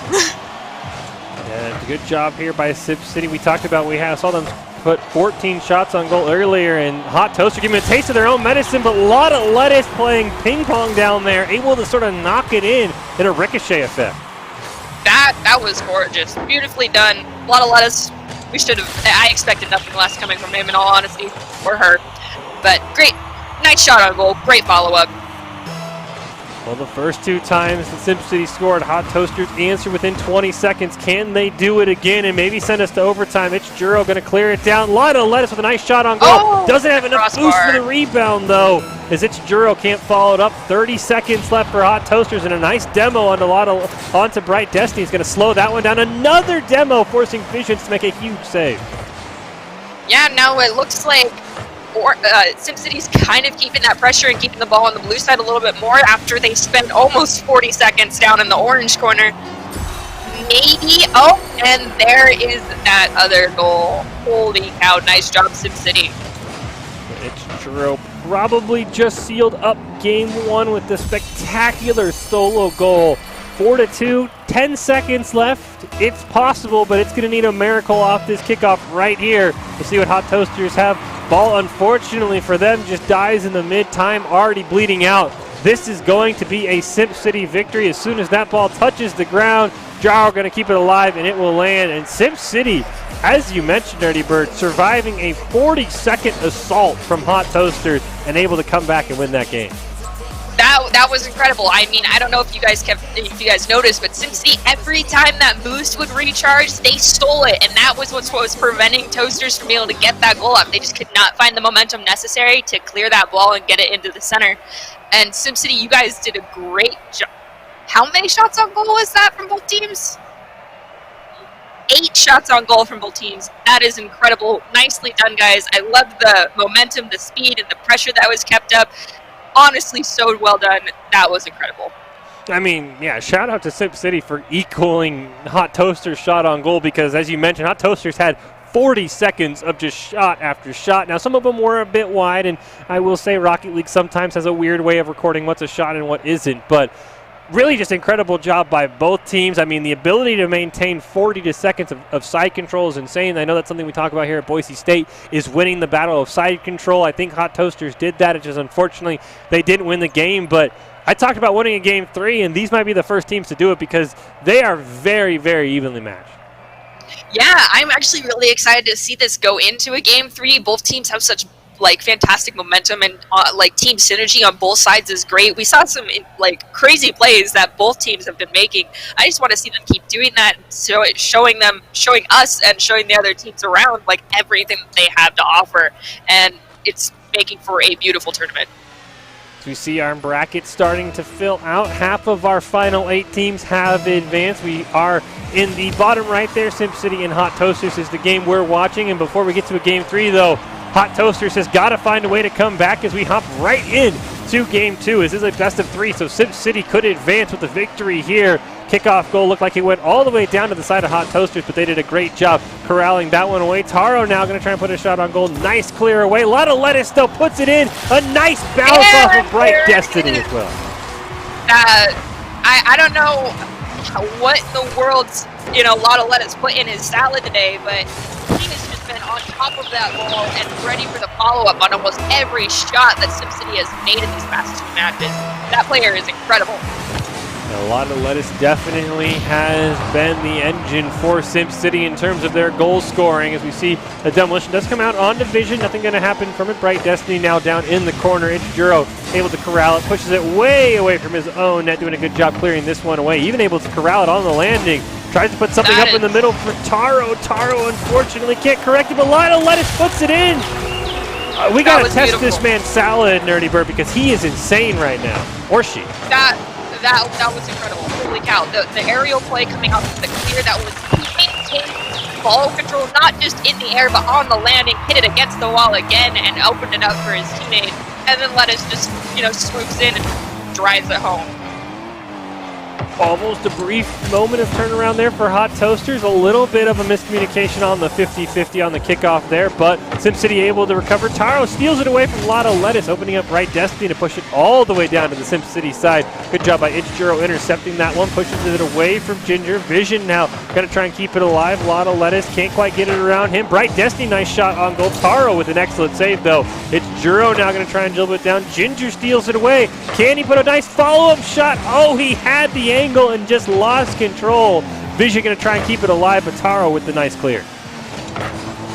I'm not gonna lie, I feel like there's just a little bit of coordination that Toasters is missing out right now. They have some great formations. They're staying away from each other, making sure that they have full view of the field, the ball, and their teammates.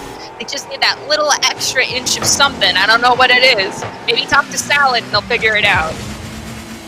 Well, right now they've got to find a way to come back here in the final 3 minutes with at least 2 goals. A lot of lettuce with a nice steal. One man to beat, but Vision able to corral that one. Ball up in the corner. Vision able to try and clear it down. Plays it perfectly off the ceiling. Away from Lotto Lettuce, but a great job by Ichijuro to push it down. Taro now in the corner. Can he put a shot on goal? No. Ginger with the nice clear. And Hot Toasters, they're doing a great job defensively, but right now they need to find some offenses. Vision puts it in front of the net. Ginger, just drove under the ball. Sometimes those in-game physics are not your best friend, and we can see right now that SimCity's just been keeping this onslaught going and constantly setting that ball right back over to the Hot Toaster side. If we take enough shots, one of them's bound to go in, and that definitely was one of those shots. Once again, a lot of lettuce. Who else putting it in for SimCity? His second hat trick of the night, giving SimCity a nice 3-goal lead as we are about halfway done with Game 2. they would advance to our round of 8 if they're able to hold on to this. Bright Destiny trying to put it down. Ichijiro puts it over to Lotta Lettuce. His shot goes wide right of the net. Vision now dribbling it down. Taro not able to corral, but who else? Lotta Lettuce going to push that one back down. Ginger now has a chance. He's going to take it towards midfield, plays it around Ichijiro. He might have a chance to redeem himself here. Plays it off the wall. Bright Destiny's shot hits the crossbar. So close for Hot Toaster. Another great shot. Taro with an excellent save. Simp City doing it all offensively and defensively right now. I'm not going to lie, that crossbar, that fourth man on the field is just being Hot Toaster's undoing right now. I have faith in these guys. Come on, just get that little bit of extra boost with that follow-up and you will get these goals. I promise you, you have a shot. Time is right now the main enemy of Hot Toasters. A minute 43 left, but Vision does it himself. An excellent solo play to keep them in it. Just 2 more plays like that, minute 42 seconds, that's plenty of time. Maybe we'll even see a goal off the kickoff. That would be incredible. We want to see this go into a game 3, boys, and we have faith. We know all of you are capable of doing this. Kickoff gonna stay in the middle there. Ginger just barely beats Taro to it, but the ball stays in midfield. Vision not able to corral it. Lotta Lettuce gonna put a nice shot on goal. He answers right back, and Hot Toasters down by 3. Lotta Lettuce. Holy cow. What did you eat today? I would assume a lot of lettuce. I would have to guess. I would assume as well. Whatever he ate definitely works, and he needs to keep doing that because he has been all over it. All 4 goals for Simp City right now, willing them into potentially the next round here. All they have to do is hold on from the last minute and 20 seconds, but Taro nearly wanted to get on the action. Unfortunately, Ginger making a nice save. Lotta Lettuce still has control. Vision, though, able to corral it, and Hot Toasters, they're going to need a goal very quickly here if they want to find a way. But a nice save by Vision. First, they've got to get the clear before they start thinking about a goal. Yeah, Simp City's keeping a lot of pressure down here on the blue side. They are maintaining control. However, that boost control is going a little bit back and forth between both teams. Not one's really keeping a huge advantage there, and that's how I feel like Hot Toasters is slightly able to work this ball up a little bit at a time. But Simp City is keeping this onslaught going, and they are not letting up. With only 44 seconds left, they might be able to even get in another goal before Hot Toasters even. Oh, and before I even finish that, Ginger swoops in and scores. That is 2-4. 32 seconds. Is that 32? I think. I can't quite tell. A little over 30 seconds remaining. Maybe Hot Toasters can pull this out and we can see game 3. Yeah, nice little pass there from Bright Destiny to Ginger to keep Hot Toasters in it. 38 seconds left on the clock. Kickoff, though, going to go right back towards midfield. Bright Destiny going to put it down towards the corner there. Lotta Lettuce intercepts it, passes it up to Ichijiro. 30 seconds left. Demolition coming on to Lotta Lettuce. A brief 2v3. Unfortunately, Hot Toasters not able to capitalize. Taro going to overcommit down into the corner. Double commit by Hot Toasters, unfortunately.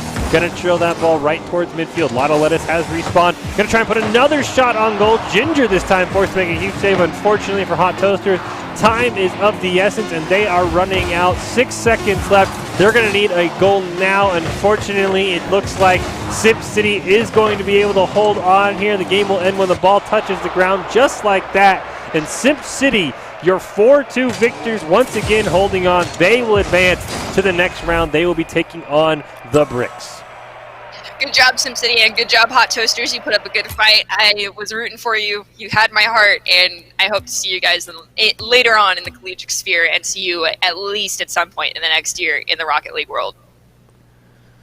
So we do see our remaining 8 teams, of course, waiting for one more team. That spot right above the Bricks will be filled by Simp City, so just waiting to figure out who is going to play Obsidian, and then we will have our last 8 teams here in this Rocket League College Combine. High school players playing for the shot at a scholarship on the line from 4 different schools, or of course a requirement for those universities to put a scholarship on the line for the winners today. So still a lot to go, still waiting on a Game 3 Nerdy Bird, at least a Game 3 that we've seen, but I think there's definitely a lot of fantastic Rocket League ahead of us.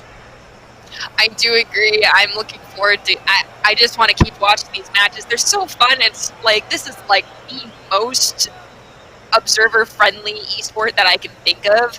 I mean, personally for me, we all know that Rocket League is not my area of expertise. I'm trying the best that I can right now, but observer-wise, this is the most friendly sport for me to be observing, and it is probably one of the most enjoyable for me to watch. It's not just like a simple 3v3 soccer tournament. There's so much more that goes into it, and watching them pull off these crazy plays is incredible.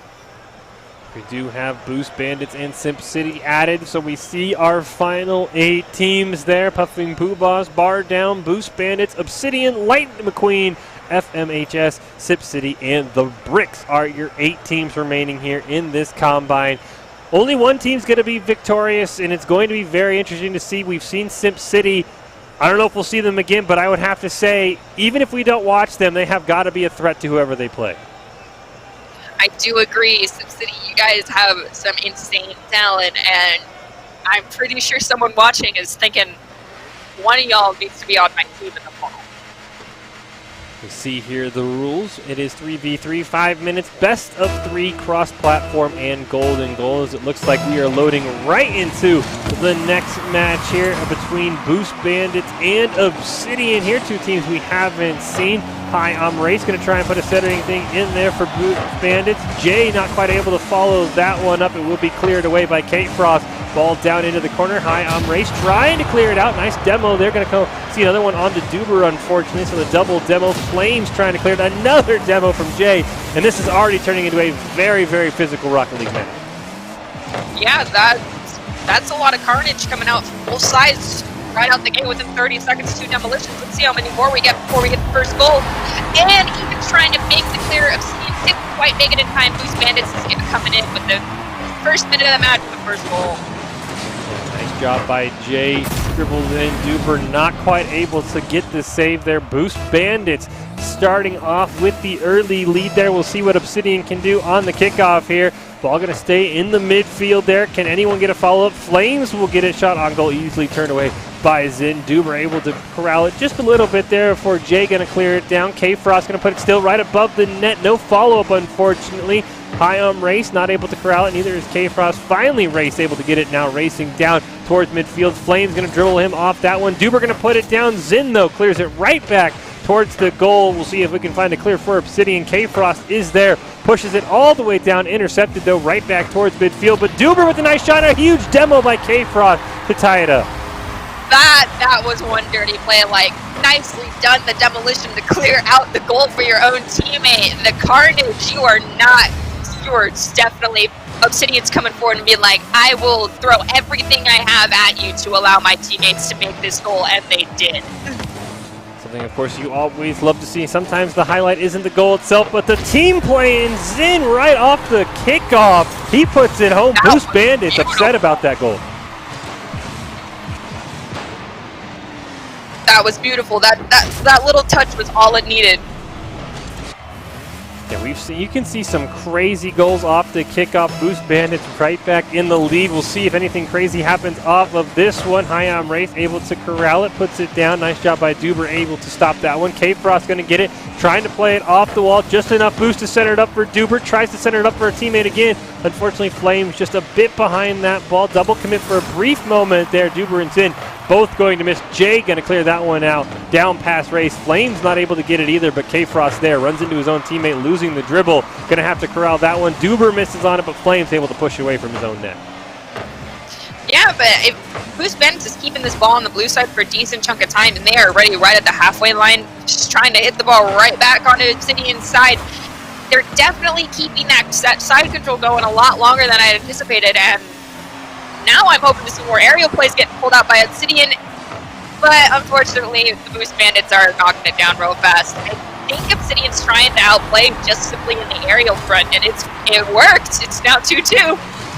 Yeah, great job there by K-Frost, just going for the follow-up. As you mentioned, the aerial plays, a little bit of ping-pong back and forth, and no, this is a very close game. It feels like Boost Bandits has had the advantage, but Obsidian definitely has had some very spectacular goals. And right off the kickoff, that one might go in, and it will. Oh, Zim helps it out, but a huge kickoff goal for Obsidian.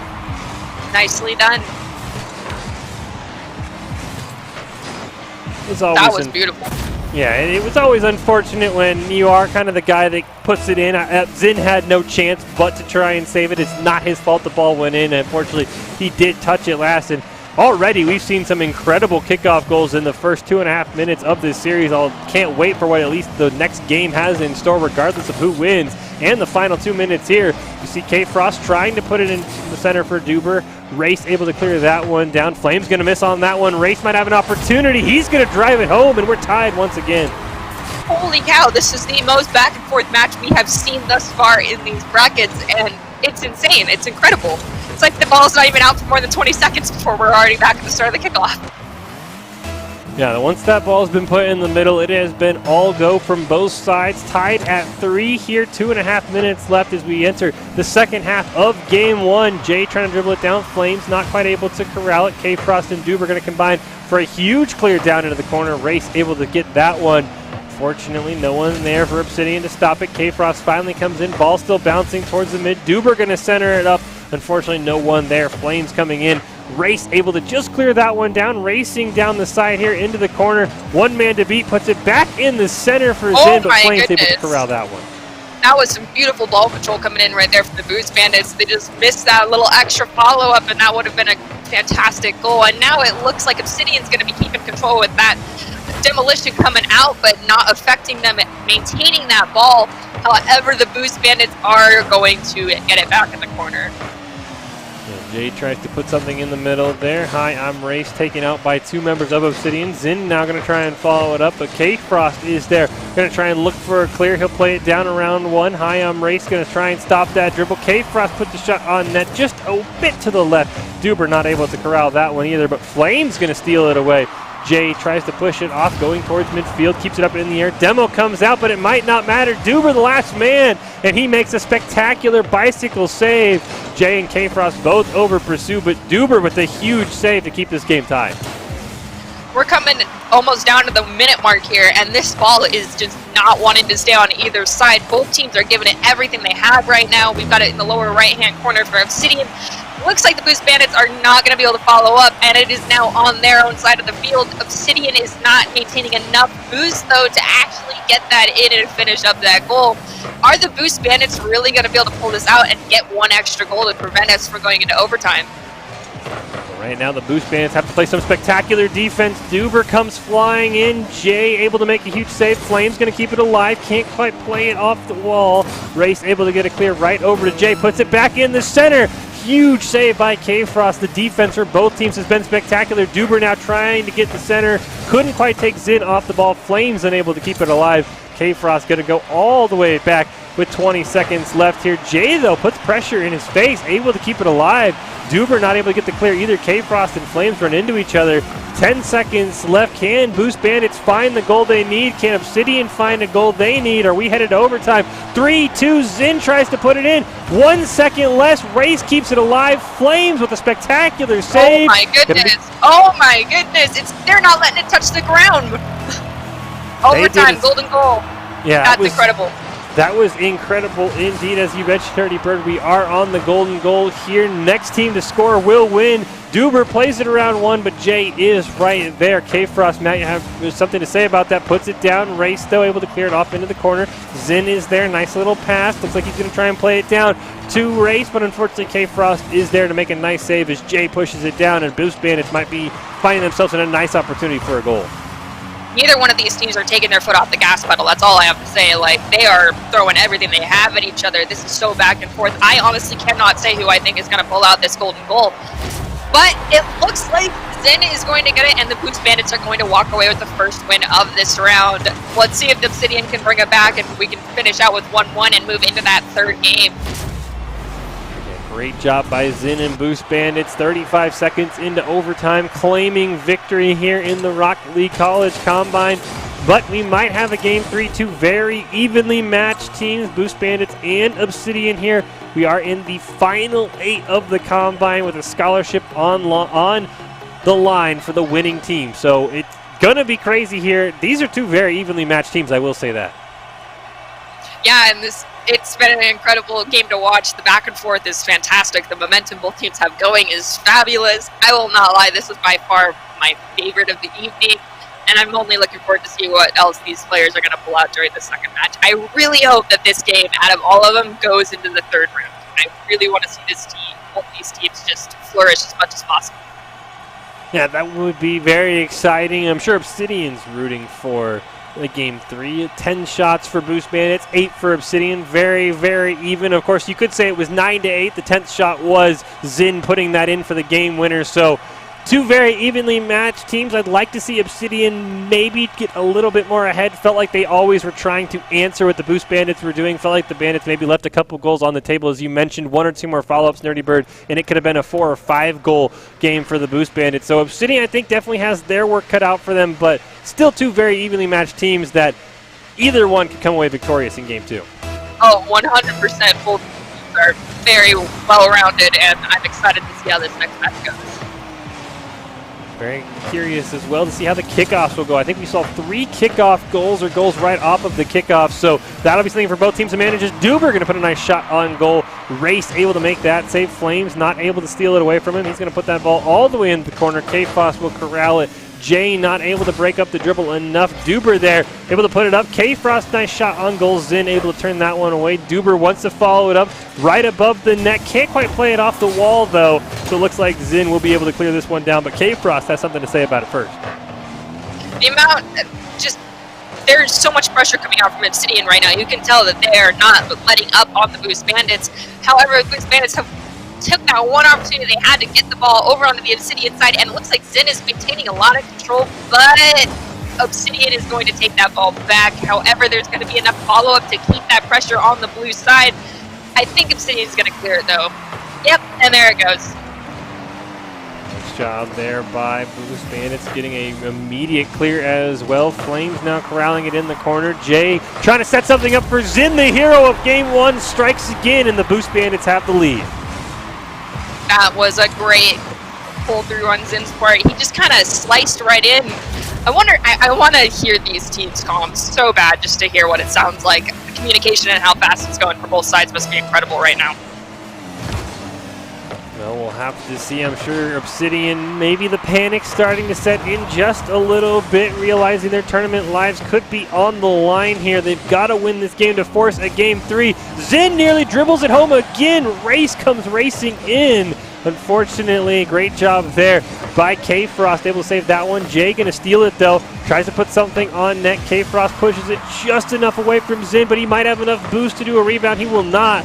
Race, though, tries to play that one off the wall. He will corral it. K-Frost not able to get the clear. And right now, Boost Bandits has all the pressure in game 2. Yeah, Boost Bandits, they're keeping that side control and the boost control happening right now for sure, and not letting that ball leave the Obsidian side of the field. Obsidian's going to have to get their bearings about them here quickly and figure out what they're doing wrong and fix that, or this could be the end of the road right here. And we see Jay come in with that beautiful centered shot on goal. Yeah, just a great shot from right outside the box. Puts it in a place nobody can get it. That's what the Boost Bandits needed. A 2-0 lead here in game 2. 3 minutes away from advancing to the final 4 of this college combine, but that's still 3 minutes left for Obsidian, who nearly scores off the kickoff. K-Frost almost put it home. Zin with a huge save. Flames able to break up his dribble, but Jay's going to keep it going. K-Frost stealing it away. Tries to put it down. Race, though, in a perfect position. Duber not able to get it. Flames now in the corner, going to play it off the wall. Ball slowly bounces towards midfield until Jay's able to put a nice shot on goal. Flames just can't get a touch on it. He might have even redirected that one in, unfortunately. Yeah, and that's just a side effect of playing Rocket League. It happens more often than any player wants to admit, but we've all been there at least one time. Nothing that you could really do about it beyond just move on and keep going. The only problem for Obsidian is that will make their job just a bit tougher now. 2.5 minutes to score 3 goals and force overtime. Right now they have a great chance at it. Duber's shot on goal turned away by Race. A little bit of a weird double commit there by Zin, and Race to open up a near goal for K-Frost. He's going to push Zin off the ball, but Jay's going to try and clear it down. Flames is there. K-Frost puts something in the middle for him, just behind him, unfortunately. Duber can't follow it up. K-Frost going to retreat, gets some boost, and keeps the pressure on.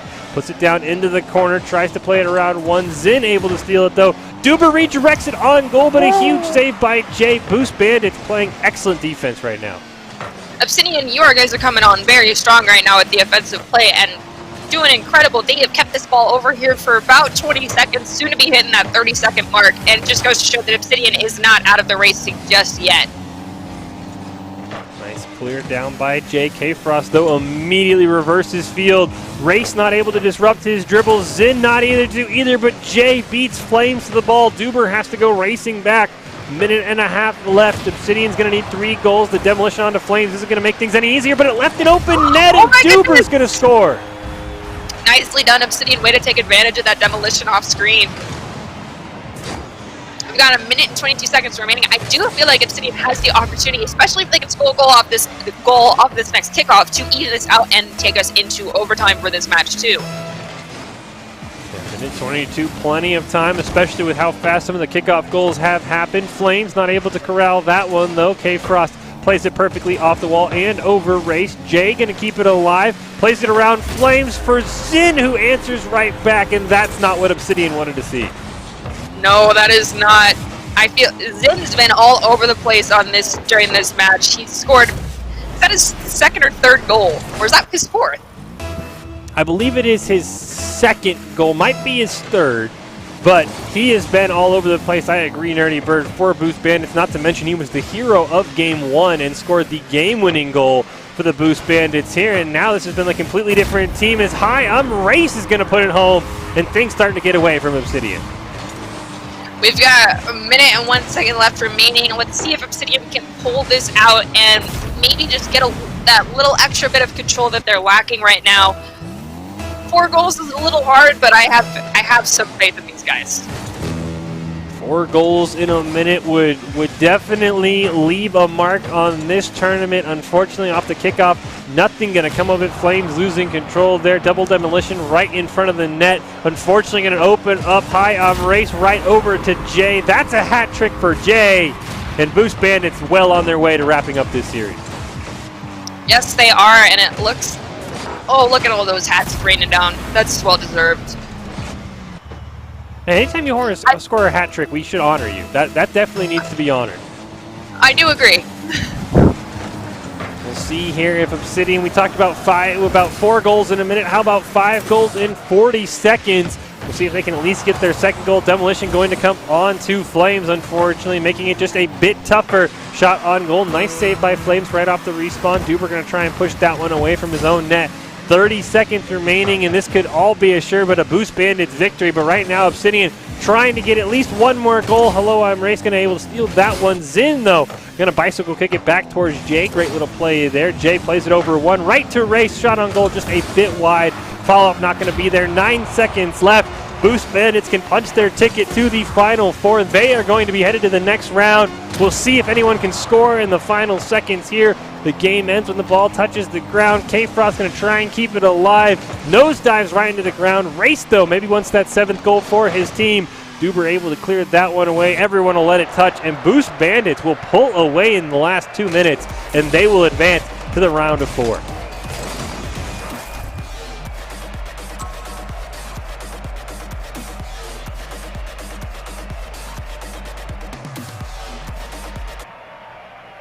So we are on to at least one team has secured their spot in the round of 4 of the Microsoft Rocket League College Combine. But let's take a look at the bracket first, as we can see. So it does look like Light McQueen has punched their ticket. It will be the Puffing Poobahs versus Boost Bandits, and then Simp City and the Bricks, the last 2 teams fighting for a spot in the round of 4. But Nerdy Bird, this isn't the only event going on that have scholarships on the line, because in 2 weeks from now, we'll be right back at it with League of Legends. Yes, we will. And, of course, brought to you once again by Microsoft. And here are the 4 teams, Boise State, Concordia, and I cannot read the other 2 because my screen is too blurry. Can you help me out, Fish? I believe that is Bay State and Marion College are the other 2. Yeah, so League of Legends, you guys have your chance to shine in just 2 more weeks. Show us what you got. I love watching League of Legends. It's a game I really don't understand, but it is very fun to watch. And it's going to start at on June 27th. But before we get to any more Rocket League or League of Legends action, we are going to bring in one of the coaches of one of the schools sponsoring this, Bay State's coach right there, Brian Hummel. How are you doing, Brian? Good. How are you guys? Oh, we're pretty good. Are you impressed with what you're seeing so far from these teams?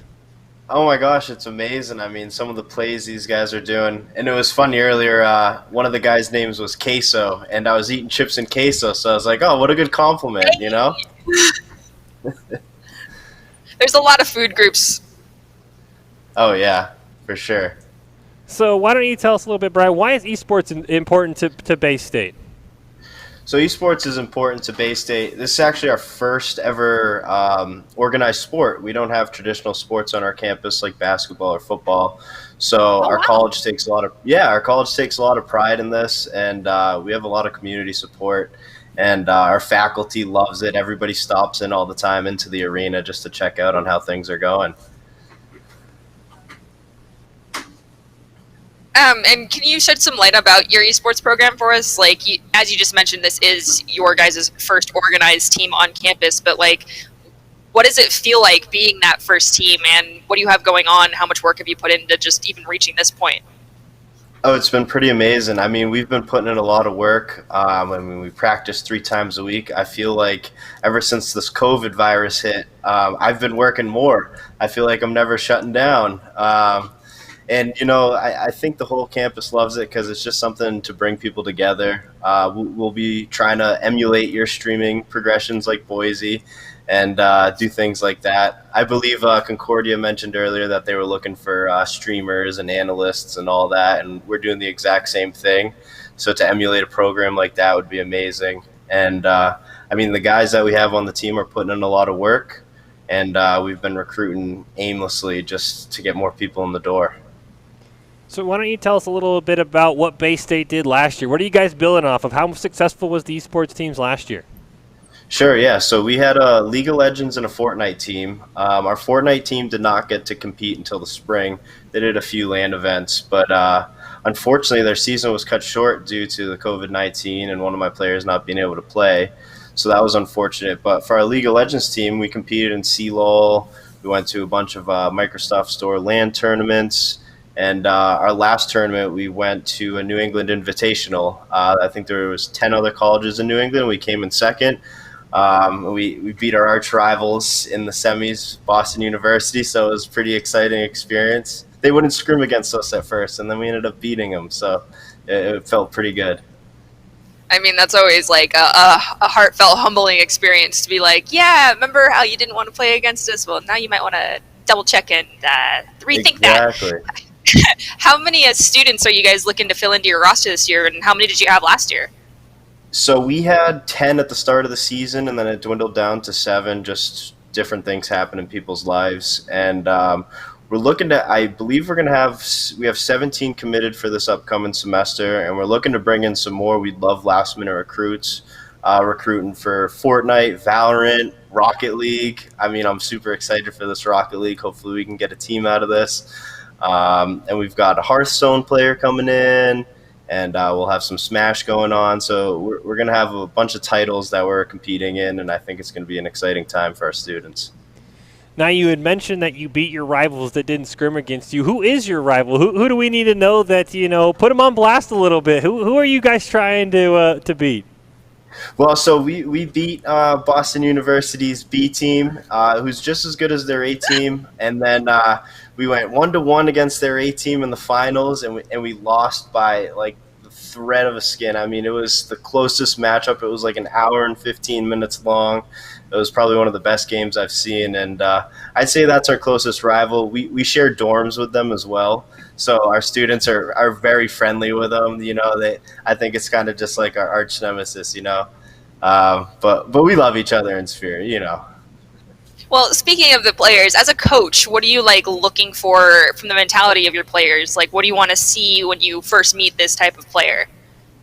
Sure. A lot of mine is about your attitude and how good you can be in stressful situations. A lot of the times people are up in front of 50 to 100 people and they might just get nervous. I want to see that they can break those nerves and keep competing to the highest level. And I definitely want to keep it a friendly environment. I hate the toxicity. Try to eliminate that from the gaming world is pretty hard, but when you have control of what your players can do, hopefully they'll listen. And the last would be respect. I just want everyone to respect each other and the coaches and the faculty and everything, the hard work that we put into it. That's all I ask. Well, now that we've heard what kind of players you want, what are those players going to get at Bay State? What kind of facilities will they have if they choose to go to Bay State? What are they going to get in return if they decide to play collegiate esports at Bay State? Sure. So they'll get an arena with a dedicated space. It's 15 gaming PCs. We're looking to add some Xboxes, PlayStation, Switch, because hopefully we have the Smash team coming in. And we actually have some type of Pepsi sponsorship where we're constantly getting game fuel shipped to us. So the players love that. They're never out of energy.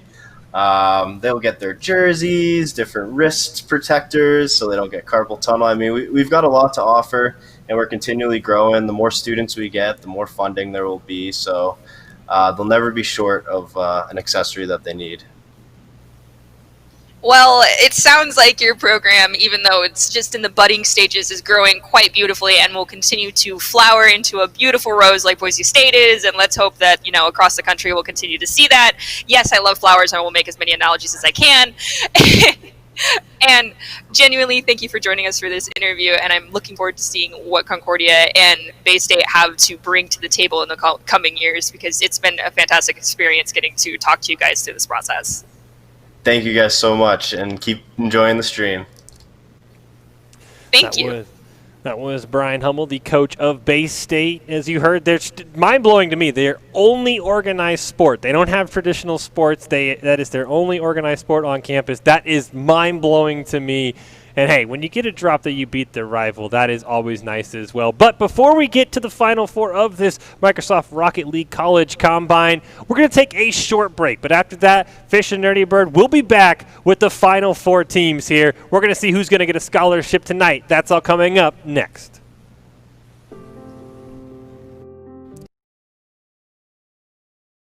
Since 2016, universities have been adding varsity esports, competitive intercollegiate video game teams, with nearly 100 colleges and universities now with official programs. Esports is fast becoming the new college sport. But with any dramatic change comes criticism. How could institutions of higher learning promote something so trivial? But when you look a little closer, esports demonstrates, just like other sports, that it's a pathway to something more. There's several misconceptions when it comes to esports and its place on the university campus. The first and foremost is that people would say it's not a valuable learning activity. It's not a place where people can learn new job-related skills or maybe get a good industry feel for what's happening outside the university environment. And that's just simply not the case. And all evidence points otherwise. There are so many new jobs. The industry is absolutely booming. People are looking for students that are graduating with experience in things like streaming and technologies, marketing, the whole business side, sponsorships. There's the whole graphics and coding component that involved in esports and other video game type of activities that are really important just in terms of jobs and industry. And on their way to those careers, students who attend schools with varsity esports programs can compete for their university. But in order to be eligible, students have to meet the same high academic standards as other student athletes. You have to maintain a certain GPA. You shouldn't be playing constantly. You should have like a certain time frame and like practice for like 2 hours a day or 4 hours a day. You shouldn't be just like overwhelming yourself. Care about your grades first and foremost. As Dr. Haskell said, he cares about our grades first because we came to college to get an education, to get a degree, and then we also get to do what we love and play esports. Athletics and other university-sanctioned activities bind students together with purpose, a chance to be part of something bigger than yourself, where we learn to work hard, play a role, lose with dignity, win with honor, all for our school. This is why we play.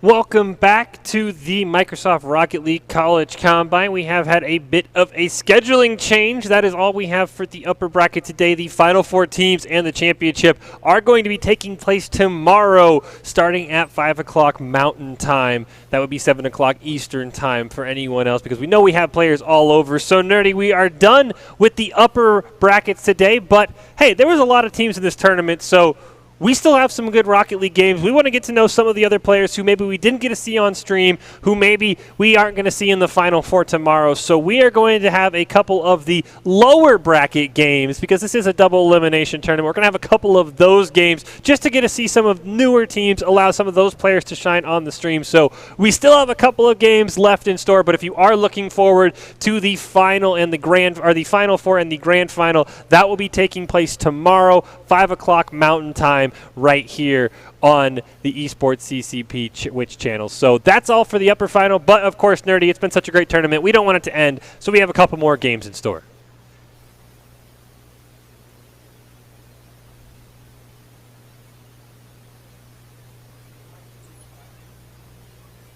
Nerdy, did you hit the mute button again?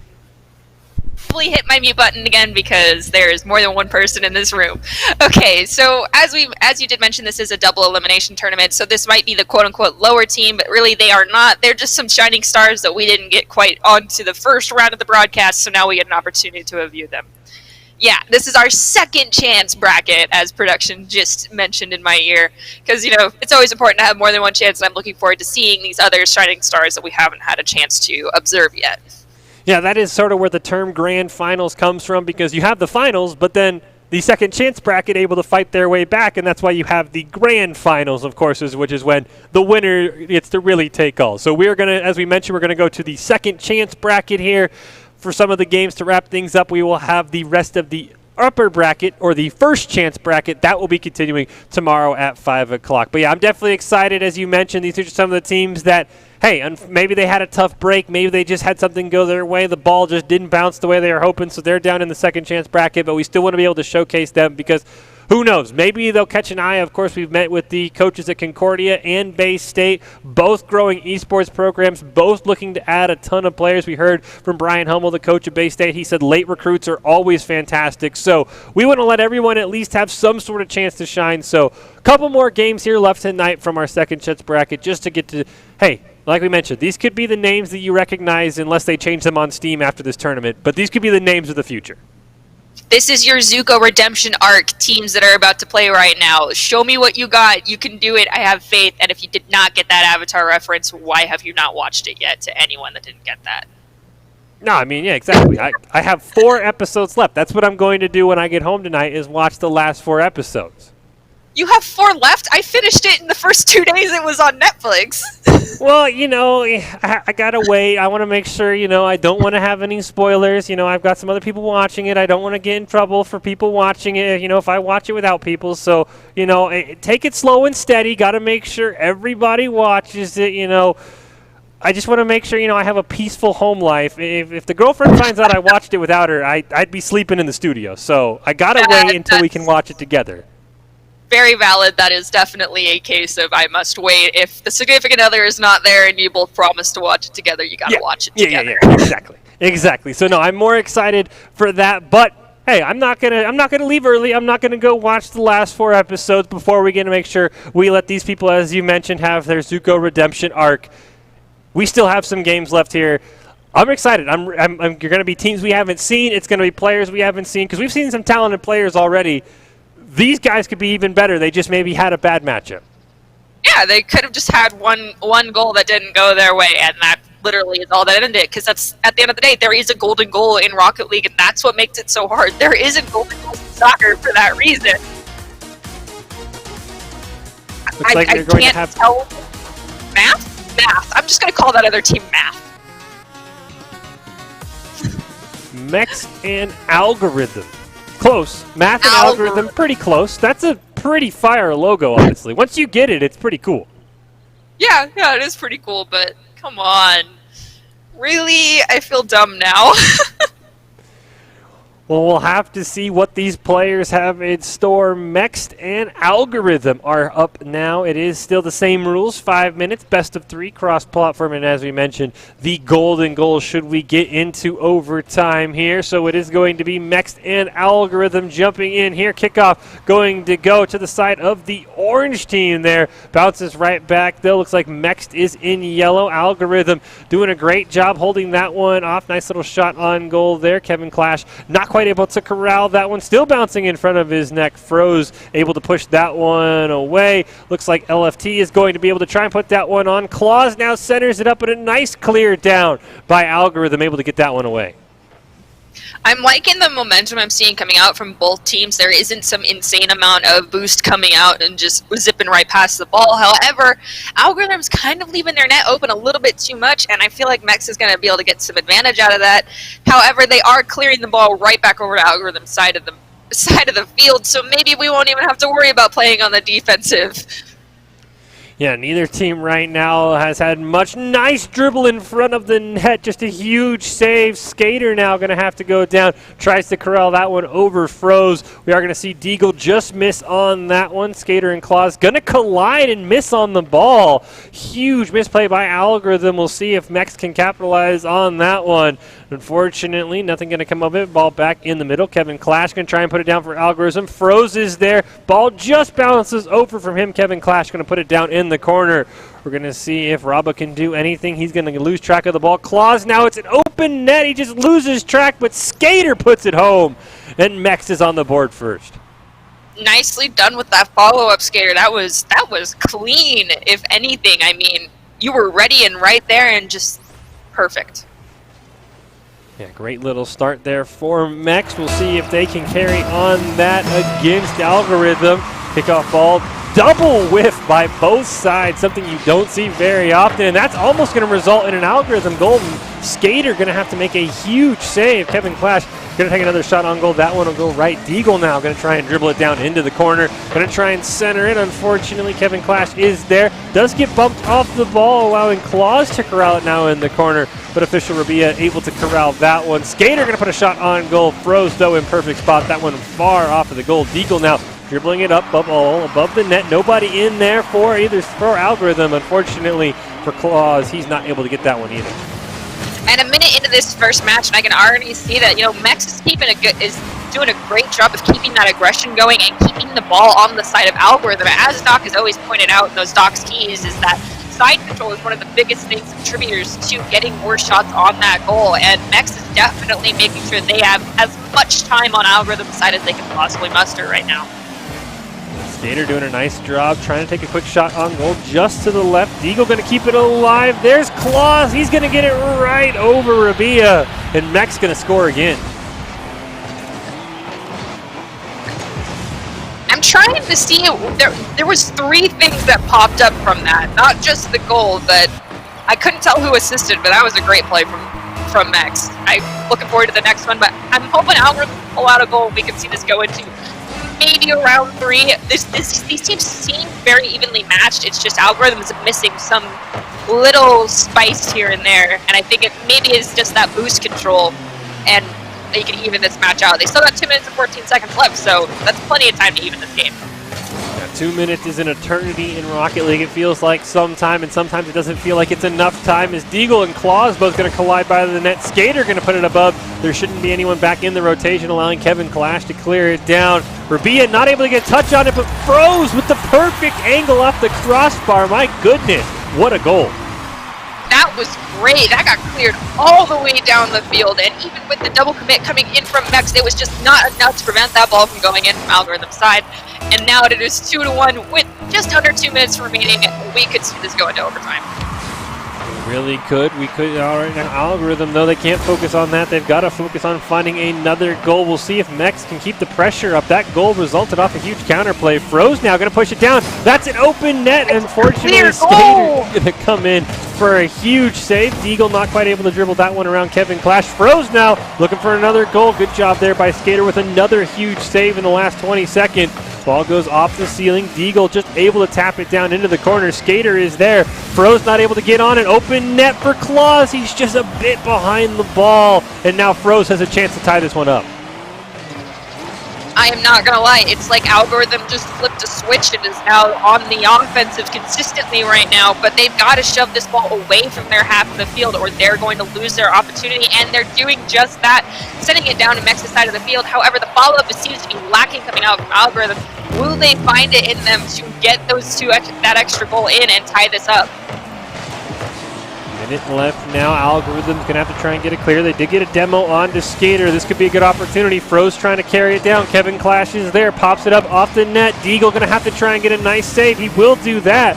Ball going to bounce all the way back to Froze. Skater now going to push it down. Unfortunately for Mex, there's another player for Algorithm. Kevin Clash right there keeping the ball alive. 30 seconds left. Deagle going to clear it down. Rabia now going to put a shot on goal. Claus is there once again to corral it. Place it over Froze. One man left to beat, but Rabia should corral it with 20 seconds left. Algorithm still has a chance.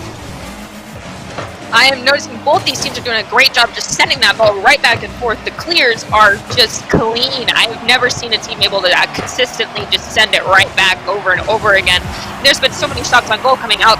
Mex's side that Algorithm's got to equal that veracity coming out to get this 2-2 match. But will they with 1 second remaining, or is that ball going to hit the ground? And I think that is where it's going to end.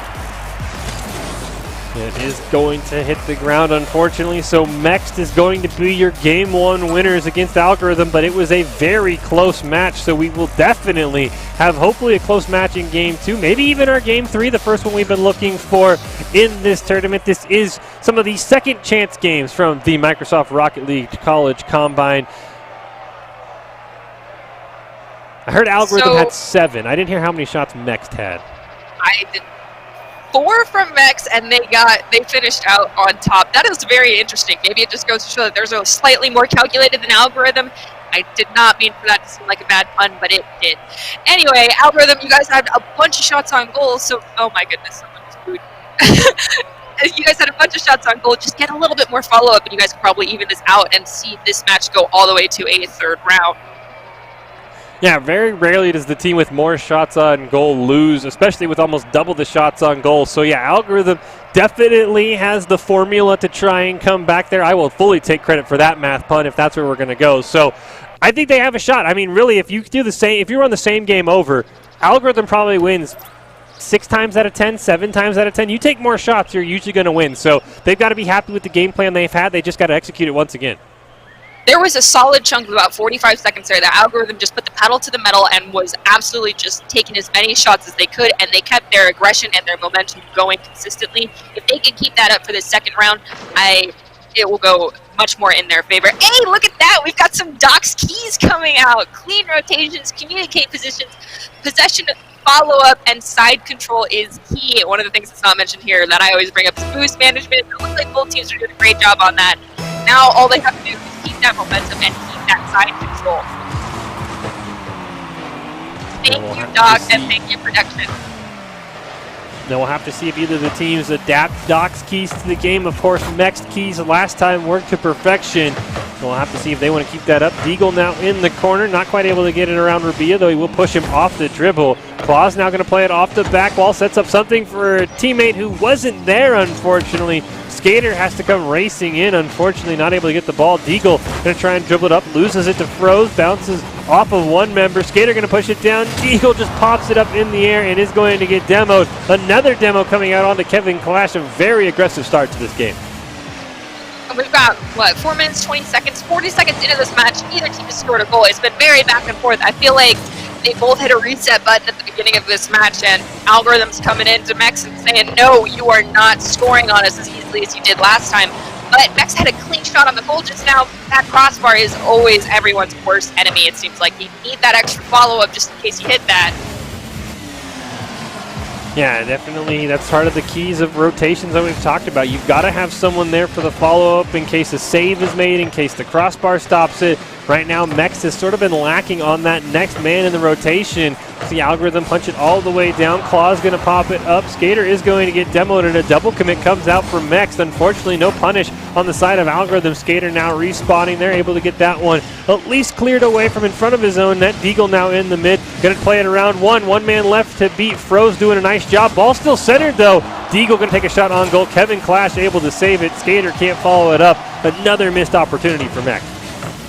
that was a great clear coming out from Algorithm, but the only issue is that they are clearing it from their goal, but they're not clearing it from their side. They need to get control on Mex's side, maybe get a little bit extra boost, get that momentum going again, because this is too much back and forth for any one side to maintain possession, and you need that possession of that ball to get control of this match. You see Froze carrying it all the way down to the side of Mex. Skater able to play it around Kevin Clash. Rabia, though, able to corral it. Skater, though, steals it away, centers it up for a teammate who, once again, isn't there. Both members of Mex back, potentially gathering boost. We haven't seen a follow-up. Nice pass down to Skater. He's going to put it over into the corner. Can he get his own follow-up? No, but Claus is there. Tries to play it around Kevin Clash, who's able to get a nice clear. Skater comes racing in. Can't quite get it, though. Deagle now the last man on defense with a nice save as we're scoreless heading into the last 2.5 minutes. I'm not going to lie, Mex had some beautiful rotations just then. We can't hear their comms, but I'm pretty sure there was something along the lines of, hey, I'm going to bounce it to the middle, and that's exactly what they did. However, Algorithm was able to play on that and boop it over to the Mex side, but Mex is keeping their momentum going and just sending the ball right back at each other. This is incredible. I'm looking for, is that going to drop with enough follow-up? No, there's just not enough follow-up coming from either of these two sides to get a clean goal in, and we are looking at less than 2 minutes remaining with a 0-0 score still. A very close game. This could come down to whichever team makes the first mistake. As we see Claus' shot on goal going to be driven away by Kevin Clash. Froze going to miss on it, opening up an opportunity. That ball bouncing for a very long time. Froze actually able to turn around and corral it. Skater not able to put much pressure on. Claus going to put it down into the corner. Tries to play his own rebound around Kevin Clash. He will do that. Goes into the other corner where Rabia is there. Over pursues just a little bit. Deagle going to push him off the dribble. Skater comes racing in. Ball bouncing up towards midfield. Kevin Clash tries to put it down. Now Froze might have an opportunity. Deagle going to wait this one out. Corrals it off the wall there. Unfortunately loses it to Rabia. Skater now going to have to make a huge clear. Froze's shot on goal very far to the left. And Skater tries to clear it, but Claus hits it back towards his own net. A huge mistake for Mex, but they're able to hold on. And we've got coming in on just under a minute remaining, and you can tell that the tempo of this game has not quite been set. Neither side really has taken the reins and maintained control of this ball for any more than a few seconds at a time, and it's all going to come down to whoever decides to say that this is how the pace of this match, and that is going to be the first team to score a goal. And it looks like that is going to be XGN coming out with the first goal for Algorithm with 44 seconds remaining. Nice shot just in front of midfield from Froze. Puts it top of the net. That's going to mean the pressure is on Mex in the next 44 seconds. Can they find a way to tie this game and force this into overtime here? Claus and Deagle both going to try and commit on it. Ball goes off the crossbar. Skater had an opportunity and just missed on it. Very unfortunate. We'll see if Algorithm can counterattack. Froze going to lose his dribble on what would have been an open net. 30 seconds left for Claus. He's going to push it up over into the corner. Deagle and Claus both there as well. Deagle and Skater now going to have to push that one out from in front of their own net.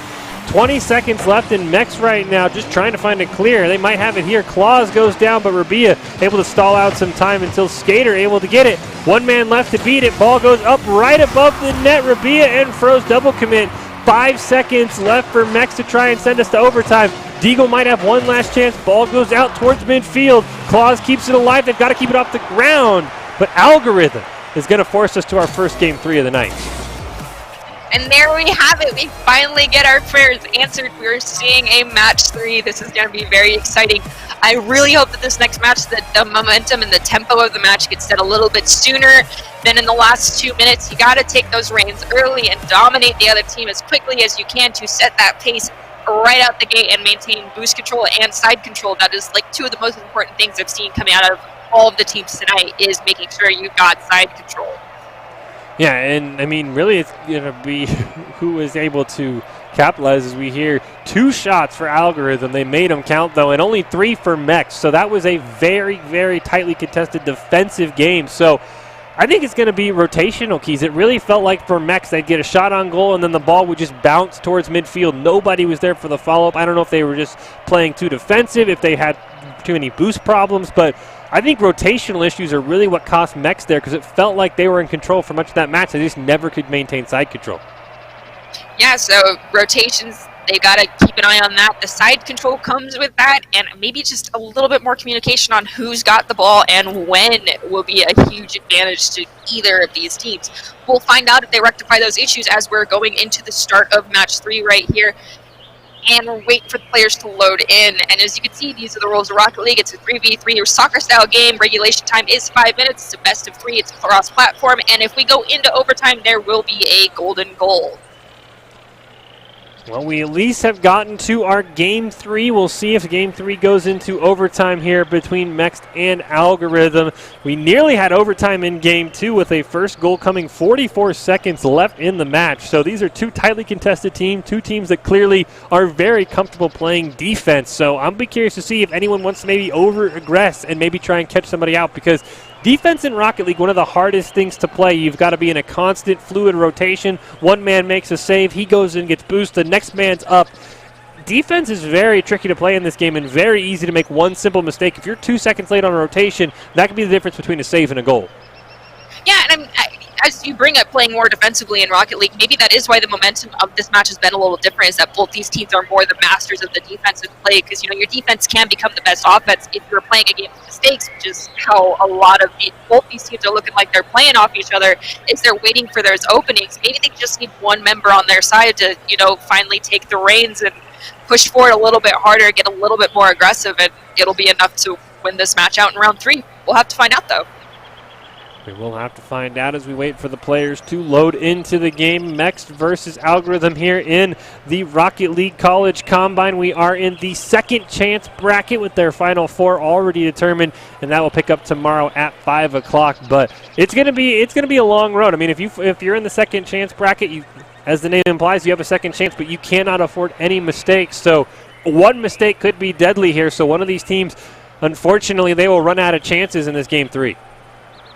Yes, they will, but for one of these teams, it's also their shot at redemption, so we still got to root for those underdogs. And regardless of how this comes out, guys, you've done incredible this evening. It's been a blast casting and watching all of these players play, and I look forward to see how all of you flourish and grow in the coming years.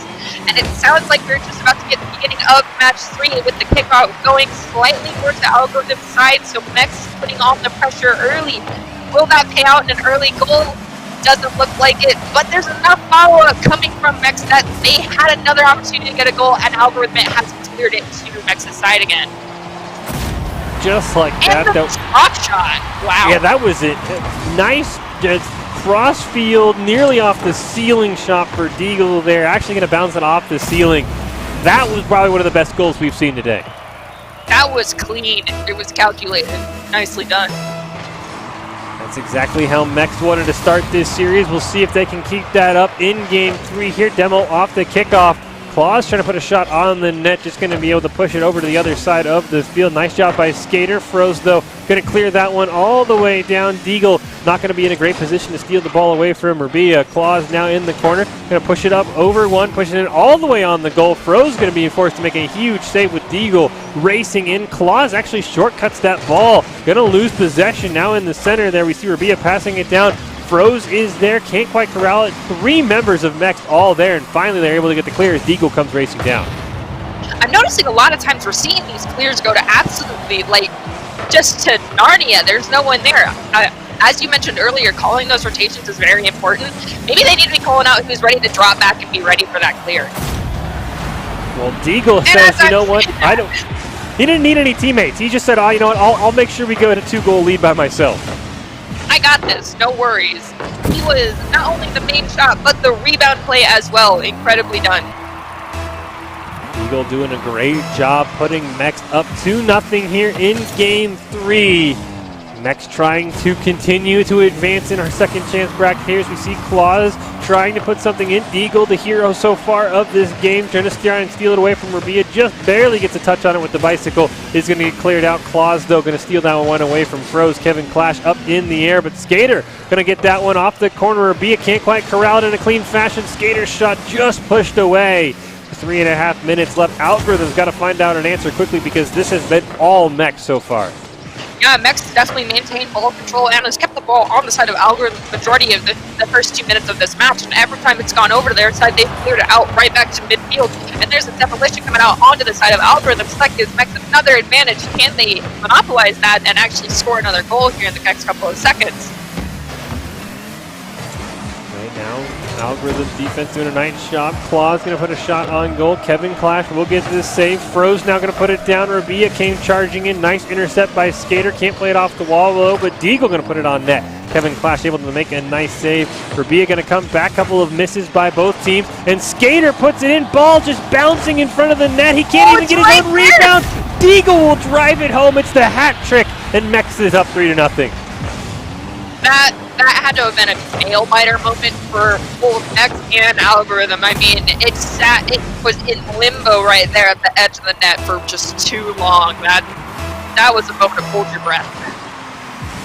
Indeed it was, and Deagle still remains the hero of the night for Mex, his third goal, putting the team up 3-0 as we enter the last half of this match. But a huge shot by Kevin Clash just hits the crossbar. Mex able to hold on to their 3-0 lead. Deagle going to put it down. Rabia going to be able to corral that one in the corner, plays it up off the wall, plays it around one, does get knocked off the dribble though. Claus though hits it right back, unfortunately. This could be a chance for Algorithm. Froze just a little bit behind that ball. Kevin Clash can't quite keep it up. Claus now might have an opportunity, but a great steal by Froze to slow this attack down. And it looks like they're going to be keeping that pressure on the side of Algorithm going, but Algorithm's trying to get possession as they're having almost what looks like double and triple commits into one single corner, and that is not going to play to their advantage as Claus comes in for a fourth goal for Mex. Unfortunately for Algorithm, everything that could have gone wrong in the first 3 minutes and change of this match has gone wrong. It's a 4-0 lead for Mex in Game 3. Winner will continue to advance in our Rocket League College Combine. Right now, Claw is going to try and maybe make it to the fifth goal as Froze is going to have to come racing back. Deagle not able to get that one. Skater, though, able to corral it. Plays it up over one. Rabia, though, just going to get fooled as well. Skater, though, tries to drive it home. Unfortunately, can't connect. Deagle's shot going to hit the crossbar as well. Mex was that close to a fifth goal. I think that was almost 3 shots on goal within about a 10-second period coming out from Mex, and that just goes to show that they are definitely putting everything they have into these last few minutes of this game, because they are not walking away from this without leaving everything on this virtual field, and that is incredible, and that's what we'd love to see here. As Mex pulls out another shot on goal with a demolition coming out on Algorithm's side, that leaves them up a man. Can they get that? Can they use that to their advantage and score this goal as we move into the last minute of the match as Mex is up 4? Algorithm's going to need nothing short of a miracle here. 4 goals in 50 seconds, not something you see very often in Rocket League. And right now, Mex has all the pressure. Deagle down in the corner. Froze going to be disrupted by Skater. Rabia trying to pass it down. A weak pass, though, stolen away by Claus. Demo going to come out. Claus going to try and put that up just a bit to the right of the net, but he will corral his own rebound. Skater going to knock it up in the air. No follow-up as Froze able to corral that one. 30 seconds left. Algorithm's going to need a goal in very, very quickly. Nice pass to Rabia. Just hits off the crossbar. Claws able to clear that one away. And it looks like the claws of defeat are creeping up on Algorithm. Kevin Clash going to try and dribble that one for a feel-good goal. Rabia can't quite put it in the back of the net. And with 10 seconds left, this looks like Mex is going to be advancing. I do agree that ball, Algorithm might be able to pull out, so it's not a 0-4 match, but if that ball hits the ground within the next couple of seconds, they will not have this opportunity, and it ends with a 4-0 score, with Mex going on to the next round. Looks like we are getting word in our ear that Mex actually stood for Meteor Next, I believe is what I heard. Something Meteor. That's why we've changed their logo, by the way. We try. Meteor Next, I think is what we're hearing. Is that right? It's a very creative name, guys, and I support you for doing so, but keep in mind that we have to say these names in the heat of the moment. I'm sorry. This is why I appreciate our production giving us nice little, I wouldn't say an acronym, but abbreviations. Yes, that tends to work best. So a nice little victory there. This is the Microsoft Rocket League Collegiate Combine hosted by Esports CCP. We do have 4 colleges helping in this: Bay State, Concordia, Marian University, and Boise State. Each of those schools putting a scholarship on the line for the winning team of this combine, which we will find out who that is tomorrow. We have our final 4 teams in the upper bracket. They will be able to take the night off. They will be able to rest, and at 5 o'clock tomorrow, they will come back ready to win one of those scholarships. But we still have some games in the second chance bracket. I do believe we have one more game coming up here. We'll see who it is. Looks like it's going to be Meteor next versus... I can only think Fading Wings. I was about to go with Crispy Chicken, I'll be honest. I would not blame you. There's been so much food brought up during this broadcast. I'm hungry now. Thanks, guys. Not only was there toast, but there's chicken wings on the screen. Now I need to order some food. Yeah, apparently the players were also just as hungry as we were when they made these names, but it will be Meteor next versus Fading Wings. I'm going to be very curious because Meteor next was very close to being eliminated, so I'll be curious how they do against Fading Wings. We have not seen Fading Wings yet this evening, at least from our point of view, and so I'm interested to see what type of playstyle they're going to bring out. Is it going to be that more fast-paced tempo that we've been seeing earlier tonight, or is it going to be more of the defensive play that we saw from this last match, which was very interesting. I'm not used to seeing a game with that type of tempo going, and it's interesting to see players looking more for the perfect opportunity to make a goal rather than just as many opportunities on goal as they could possibly muster, as we went from a game where there was 10 and 8 shots on goal from either team to a game where there was less than 5 shots on goal coming from either team. It goes to show how many different types of play styles there are in Rocket League, and even though it just seems like it's one type of game, there's so much more to it than even we can understand. Yes, and you can see here on your screen how the second chance bracket is shaping up there. You can see at the top in what is being labeled as losers round 4, just saying that so people know where we're looking. It is Mext versus Fading Wings, so that's where we are in the second chance bracket. Of course, one of these teams would have the chance to eventually potentially make it back to the Winter Grand Finals. Just really depends on how the tournament plays out. Some people let the losers have a chance to fight back. Some people just do it to have sort of like a third place game determined. So we'll be curious to see what this goes, but hey, you still get another chance at it. That's why we call it the second chance bracket. You still get to play for something. So these teams trying to advance to, I believe, the final 8 of the second chance bracket. So a lot on the line here still. And hey, if Rocket League's not your game, but you're into a different kind of league, and that's League of Legends, don't worry, we've got you. League of Legends Collegiate Combine, Microsoft brought to you by, hosted by Esports CCP. Everything's the same schools, everything. It's just a different game. It's going to be June 27th and June 28th, so 2 weeks from now, 32 teams in a 5v5 double elimination bracket. So, hey, we've got you covered if Rocket League's not your game and you're into League of Legends. Got to wait a couple weeks and, hey, just take in some of the great Rocket League action because these are some of the greatest players. And, hey, one of these guys might be your teammates, You win, they win Rocket League, you win League of Legends. You'll be at the same school potentially. They might be your teammates, or they might be the next greatest player in the sport, and you could be like, hey, I played against that person, or that person was on my team. That's always kind of nice to say that you've met someone famous. That is always nice to say, hey, I knew them before they were them. Like, I knew who they were before you knew who they were, so, yeah, just back off a little bit. But maybe one of those is in the game. It's Mext and Fading Wings. I'm curious to see how it's going to go, because I just want some chicken wings, honestly. That's what I blame production. Yeah, like production. Did you choose that logo for them? Because now I just want some beat ups, and that's not very nice. It's just. Oh, I feel like this is about to get way worse. My empty stomach is gonna hate me after this. Yeah, that's true. Production is telling us in our ear that we do not mess with them. But hey, you know what? They started it. They messed with us first. So, we're just calling a spade a spade. They put some wings on the picture. We're going to be very hungry. Now I'm just even more. This isn't fair. That looks like a delicious meal. This is one of those so satisfying food videos, and it's mouth-watering right now.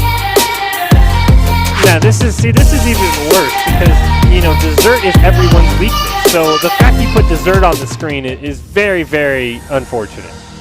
My personal weakness is anything that involves chocolate and fruit. So this is already, I'm done for. I will be skipping dinner and jumping straight to dessert after this. I'm an adult. I can make that decision for myself. Exactly. That's the best part of adulthood, is being able to say, you know what, tonight we're having ice cream for dinner and no one can say no because I'm an adult now. That is what adulting is. It's having dessert for dinner. Well, unfortunately, before any of us could get to dessert, we do have one Rocket League game left to go. It is Mext and Fading Wings here in the second chance bracket of the Microsoft Rocket League College Combine. We just saw Mext squeak by in a game, the first game 3 we've seen all night on the stream, so we'll see what they have in store against Fading Wings. Those are some tasty looking chicken wings, that's all I gotta say. You know, the chicken wings are fading from us. Just like our hunger is about to make us fade off from this broadcast, Nerdy Bird. That is why they're called Fading Wings and not just the chicken wing team. That makes perfect sense, and I'm pretty sure they were hungry as heck when they made their team name, and that's why it ended up being something about food. That would be the case. So, I guess I have to root for Mext just because Fading Wings has led us down this path of production making fun of our hunger. So I have to root for Mext in this simply because at least their name doesn't involve food and make me hungry. That's fair. I will root for Fading Wings because anything that involves food is instantly like the way to my heart. So good luck, Fading Wings. Good luck, Mext. I am looking forward to watching this last game. We'll kick off game 1 here. Looks like the team name are, I think, backwards, as Mext is in the orange, Fading Wings in the blue there, as Claus tries to clear that one down. Skater going to try and push it down towards midfield. Stinky able to corral that one near midfield. Deagle able to put it down. Claus with a nice shot on goal. No follow-up, though. Stinky able to play that one off the back wall. Zaboom going to retreat there. Ball still just bouncing around. Here comes Stinky right now. Going to try and put something in the center there. Claus now going to put it down to Skater. Shot on goal. Hits off the crossbar. Deagle just misses on it. Nice save by Dream Shake Jake there. And right now, Fading Wings just holding on. Zaboom tries to steal it from Skater. Not able to get there. Unfortunately, it did look like Claus went right into the net. Not going to be able to get the ball. Going to go all the way down to the other side. And this has been a very back and forth matchup to start. Yeah, it's been very back and forth, but within that first 30 seconds, I think I counted 3, if not 4 shots already taken on the goal from Mext. So you can tell they have completely done a 180 from their previous playstyle and are like, okay, you saw us play more defensively. Now we're going to show you what it's like to play against us when we take full control of the game. And it looks like Fading Wings is still going to outscore them in the beginning and come out with 1 goal in the first 2 minutes of the match. Just a great shot by Zaboom. There was a couple of guys in net for Mext, and he just played it around both of them. So Fading Wings going to be the early leaders here in game 1. Kickoff goal going to stall out until Claus steals it, going to dribble it down. Won't get the full boost in the corner. Stinky able to push that one away. Skater not able to corral it. This could be a nice job opportunity for Fading Wings. Stinky pops it up. Dream Shake Jake tries to put it on goal. It goes just above the net. Zaboom, though, with a helpful rebound from Mext. Makes it 2-0. That was some insane ping pong that just got played down there. That was 1 follow-up, 2 follow-up, possibly 3 follow-ups from the same 2 people in total right there for Fading Wings. That is the type of commitment you need to get these goals in against Mext. Nicely done. Yeah, rotation, a key part of Rocket League. Zaboom nearly dribbles it down for a hat trick. Stinky whiffs on it as well. Claus now trying to get it stolen away by Dream Shake Jake. He'll put another Dream Shake on somebody else, but unfortunately can't put it in the back of the net. Double commit there by Mext. Claus now going to try and put something on, get the offense going, cleared away by Stinky. Skater going to push it back. Demo going to come out onto Deagle. Dream Shake Jake going to put it on the net. He puts a Dream Shake on the ball, and it's 3-0. Holy cow, not even full 2 minutes have elapsed, and Fading Wings has set the pace for this match. Mext is going to have to bring up their level of gameplay to another bar because Fading Wings is just saying, we want this done, we want it done quick, let's get the food in to us after this match is done. They want them with chicken wings. Yeah, Fading Wings doing a great job to start this game. Unfortunately, Mex, they're going to give up another goal. Stinky gets hit on the party this time. It's 4-0 in 2 minutes of game time. That was just a completely open goal. I think Mex maybe needs to reel in their reins a little bit and work on those rotations, and maybe they can clean this up. There's still almost 4 whole minutes left in this match after all, so a 4-0 could quickly turn into a 4-4 match if Mex can get everything under control quickly.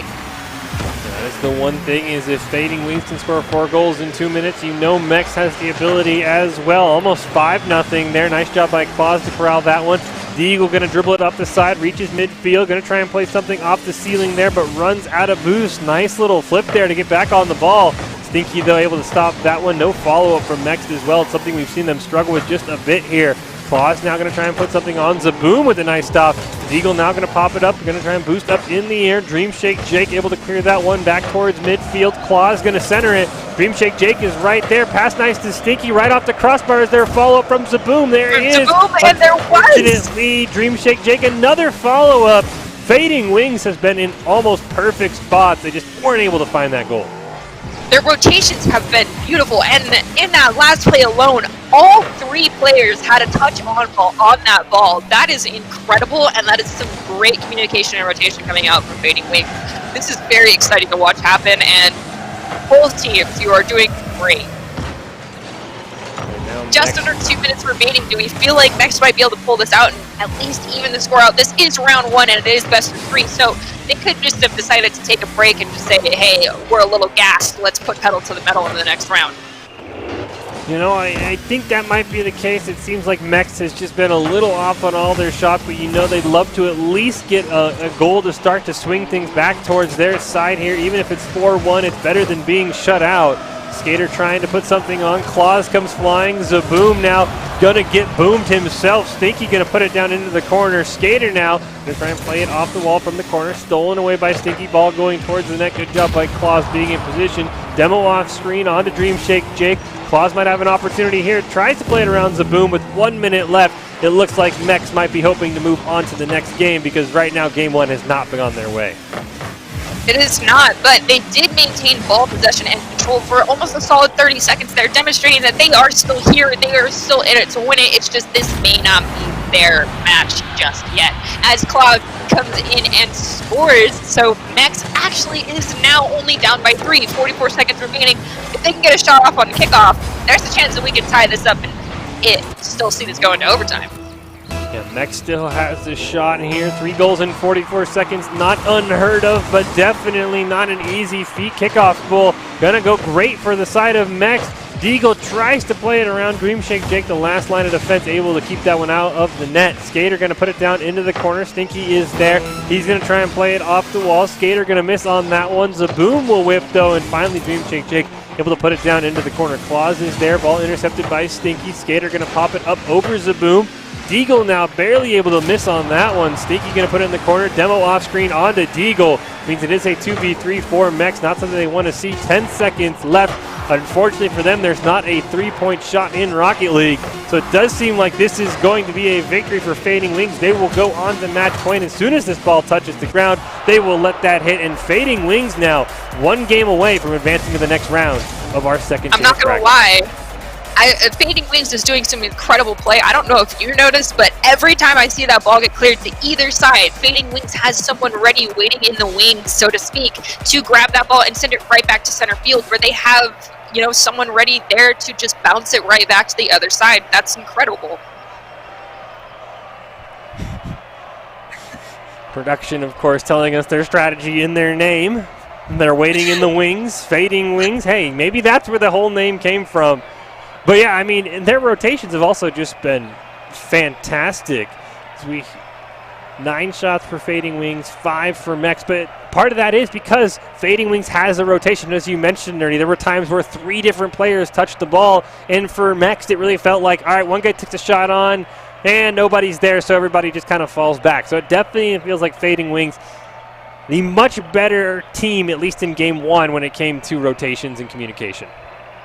Yeah, for sure, but as we've seen happen more than once here in the esports realm, there's always a chance that the other team can come back and do like a complete reverse sweep. This is a best of 3, so If Mex cannot pull it out in this next round, Fading Wings will walk away with the title of winner of this match. However, that could all change in the matter of moments because each round only lasts 5 minutes. We'll see if Meteor Next can pull this one out to send us into a round 3. Also on a bit of a unique map, playing on Forbidden Temple, not a map that we often see, at least in the collegiate scene, so always nice to get a nice change of scenery in the background. Of course, not much of the map changes besides that, but it is always nice to see. We do see a Demolition come out onto Skater, so it looks like Claw's going to have to try and center it up himself. Nice job by Dream Shake Jake, able to corral that one. Going to try and dribble it down on net. Nice save there once again by Skater, trying to keep Next in it. Deagle going to push it down. Zaboom, though, going to stop any attempt to clear. Stinky going to lose that on that 50-50 with Claw. Zaboom, though, once again able to corral it. Going to try and dribble it down. Gets run into by his own teammate, though. Bit of a double commit, allowing Skater to once again corral this ball, allowing Mex for maybe a shot on goal if one Stinky goes just a bit to the left. Yeah, but as I'm watching Claw here in the player perspective view, and he is maintaining his boost control very well, so he's definitely fallen back more onto the defensive play than the offensive, which I feel like, Claw, if you can get as much control over the defensive play as you've demonstrated, you might be able to pull this out and play a little bit more offensively for your team, my friend. Unfortunately for Mex, somebody's going to need to step up on the offensive side. Stinky puts that one in. Dream Shake Jake nearly scores. Zaboom's got the follow-up, and Fading Wings with a very quick kickoff goal.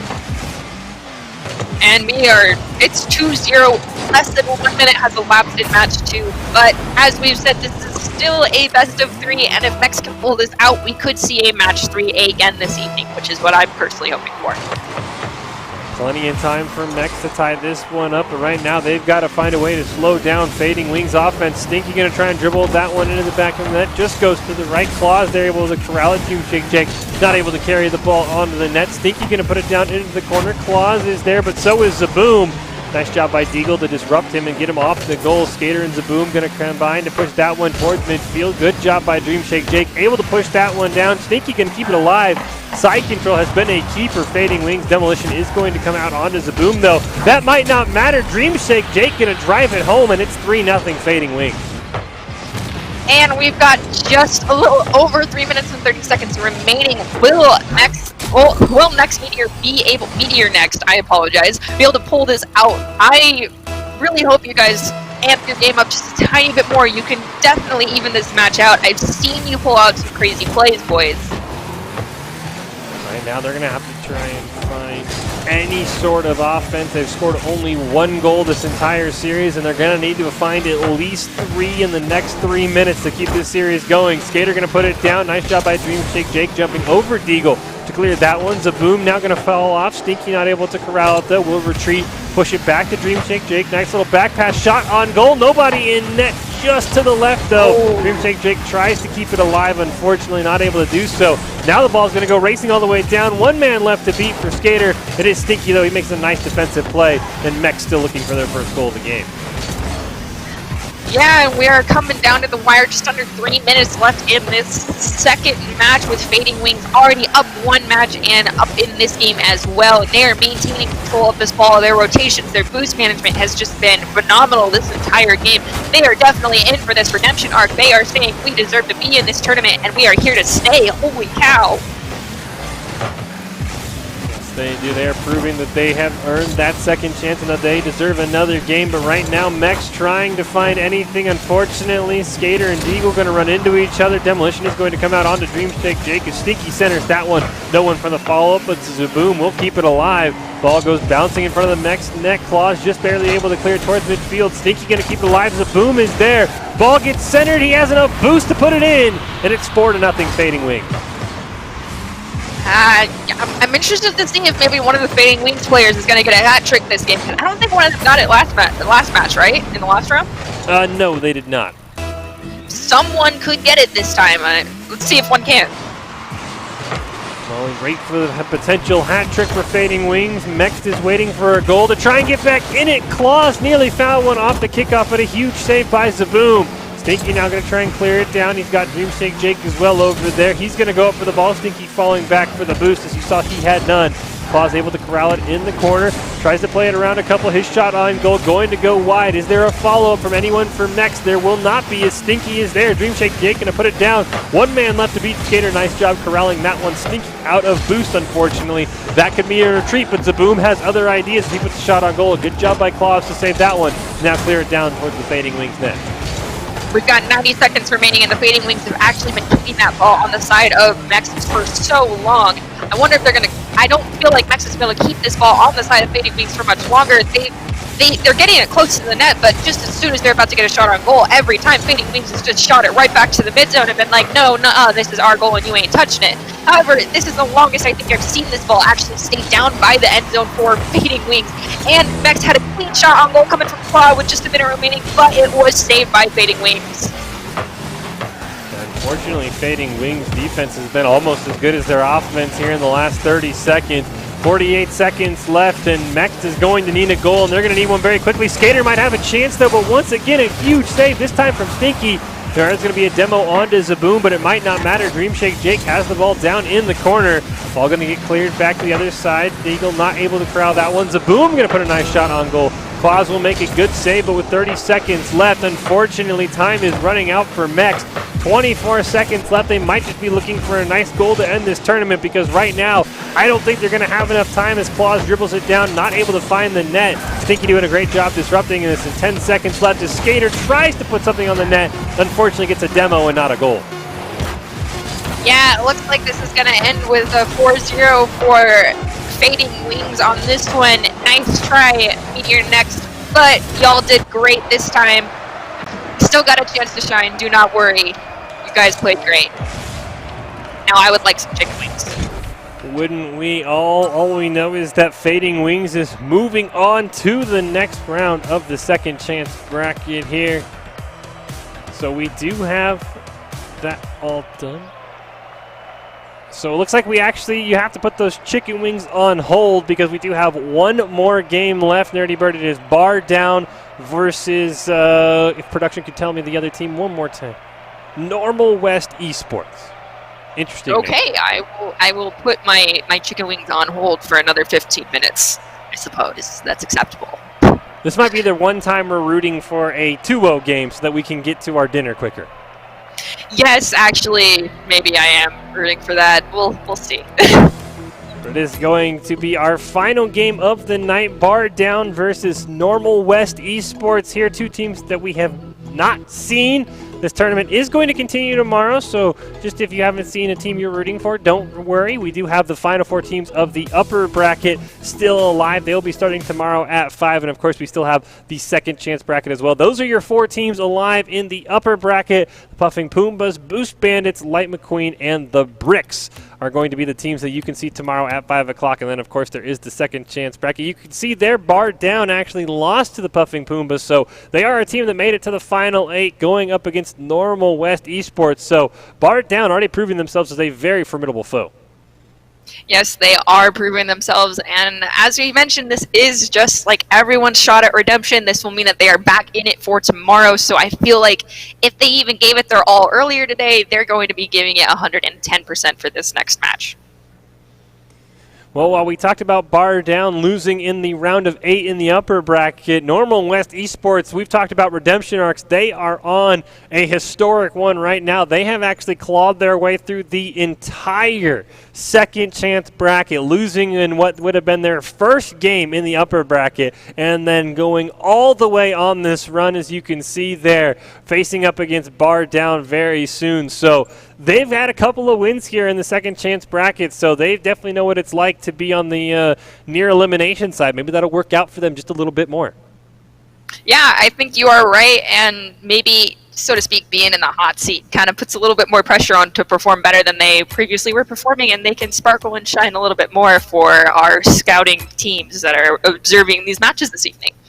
Yeah, so this will be our final match of the night in the Microsoft Rocket League Collegiate Combine, but we do have more action tomorrow starting at 5 o'clock with our final 4 teams in the upper bracket. But right now it is Bar Down versus Normal West Esports. You see there the Collegiate Combine, Microsoft Rocket League Combine, hosted by Esports CCP. 4 colleges have put scholarships on the line: Bay State, Boise State, Concordia, and Marian University, all offering scholarships to the winner of this tournament. So a lot of prizes on the line tomorrow. A lot more than just pride and bragging rights will be up for stakes tomorrow. A full scholarship, or I should say a scholarship, is on the line tomorrow for some of these players, which is pretty impressive.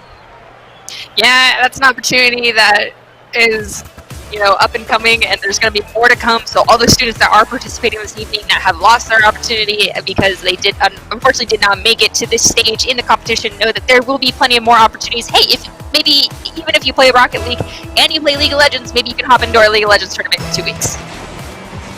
That will be the case, but right now we have our last game of the night. We'll start with game 1, Bar Down versus Normal West. It started off the kickoff for Normal West. Creed now going to try and dribble it down. He loses his dribble in midfield, but still able to corral it. Cornbread now able to continue it in the corner. Might have a nice shot on goal. Centers it for a teammate, unfortunately, who's not there. Nate going to push it down, but Creed able to corral that one. Demo going to come out. Water going to try and put something up in front of the Bar Down net. Nice job there by Cringe, able to push that one away. Cornbread now in the corner. Bit of a double commit there. Now make that a triple commit as Creed comes flying in. Water able to put something in front of the net there. We'll have to see which team is on which side, as both scoreboards currently say Normal West, and I know they can't be playing themselves. Cornbread now up in the corner, dribbling it down, and really a back and forth start to this game. Yeah, it really is back and forth. I don't really, as you said, don't really know which team is who quite yet. We're kind of just watching orange and blue play back and forth. As we get more familiar with the players, we'll tell you which team is which. As of right now, in 1 minute, this game is very evenly matched. I have not seen the ball stay on one side more than the other, and it has been clean clears coming from both sides. Looks like we have resolved our name issue. So Normal West is on the blue side. Bar Down is on the orange side. Cringe going to put something in front of the Bar Down net.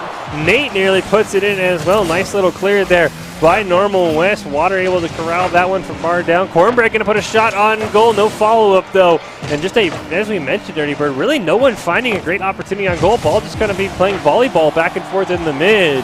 FAL nearly put something on the net, but Cornbread able to corral it. Loses his dribble to Water, and it looks like Normal West trying to find a clear right now.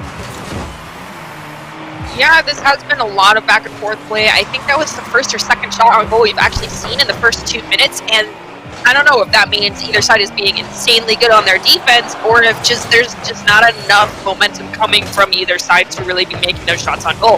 As I had mentioned, the amount of shots on goal, there has been 2 extra, and Nate actually drops one right into the net. That was beautiful coming out from the side of Bar Down. Is that what it is? Yeah, Bar Down there in the orange, and really a great job by Nate putting it where nobody can get it. Cringe tried to save it, but it was just a nice corner pocket shot for Bar Down. So they will have the early lead here in game 1. See if they can hold on to it. Cornbread right off the kickoff nearly puts it in the back of the net for Normal West, but they will lose that out on that offensive attack. Good job there by FAL, pushing it down to Nate. Creed, the last man back for Normal West. Nice demo, though, going to come out onto a member of Bar Down. Should allow Normal West to get the clear and maybe even have a shot on goal. Maybe it looks like there was a decent shot on goal, but there just was not enough follow-up coming from the side of Normal West to help out their own teammate when they were down there. And Bar Down, it was able to take it and just throw it right back at West to score a second goal for the match. Nate now with his second goal, giving Bar Down a 2-0 lead here in what has been a very quick Rocket League game, already down to 2 minutes and 24 seconds left here in game 1. Ball off the kickoff, going to go all the way down to the Normal West side. Creed going to be forced to clear that one away. Going to have a follow-up there down into the corner. Nate going to play that one off the wall. We're going to see Water go up for it. Quick a shot on goal. Cornbread forced to make a huge save, but Water with his own rebound, and FAL nearly puts it home. Unfortunately, not able to finish that one off. Nate now looking for that hat trick. Going to get a demo onto Cringe. Water going to put a shot on goal. Ball still bouncing in front of the Normal West net. Water going to try and bounce something back out for his teammate. Creed is going to respawn as Nate just misses on that one. I'm definitely seeing that Bar Down's doing a great job of keeping the ball on the side of Normal West, and that is playing to their advantage. They've had more shots on goal, and that's paid off because they're up 2 with less than 2 minutes remaining in the game. Is Normal West going to be able to pull this one out, get that control over Bar Down's side to score 2, if not 3 goals in this first round of this 3-match game? 1.5 left. Normal West still looking for their first goal this series, and if they want to tie this up and force overtime, they're going to need one quickly. Nate now with a great rebound. Cringe going to force me push that one out from in front of his own net. Creed trying to clear it, but Water does a great job intercepting it. Cornbread now trying to put it down. Good job by FAL to clear it out. He's in front of the net in perfect position. 3 members miss on it. Nate drives into the corner, but unfortunately no goal to come of it for Normal West as we have a minute left. Cornbread wants to carry the offensive, but great job by Water trying to steal that one his way as Creed's shot goes well left. And it looks like this ball is actually staying on the side of Bar Down a little bit longer than it has for the previous 4 minutes of this match, with almost a clean shot on goal coming from Northwest and a follow-up and another shot on goal. They're just missing it by an inch, and they could one more tap may have made that one go in. Looks like Bar Down has regained control over this. I spoke too soon. It's already back over on the side of Bar Down. And unfortunately for Normal West, they're just starting to run out of time. 24 seconds and ticking down left on the clock, and they need to find 2 goals at least to send us to overtime. Nate trying to find a hat trick, not able to get it, but he is able to bleed out plenty of clock. FAL going to clear it down as well. There is Water, and that could be the icing on the cake, at least in game 1. Bar Down now up 3-0.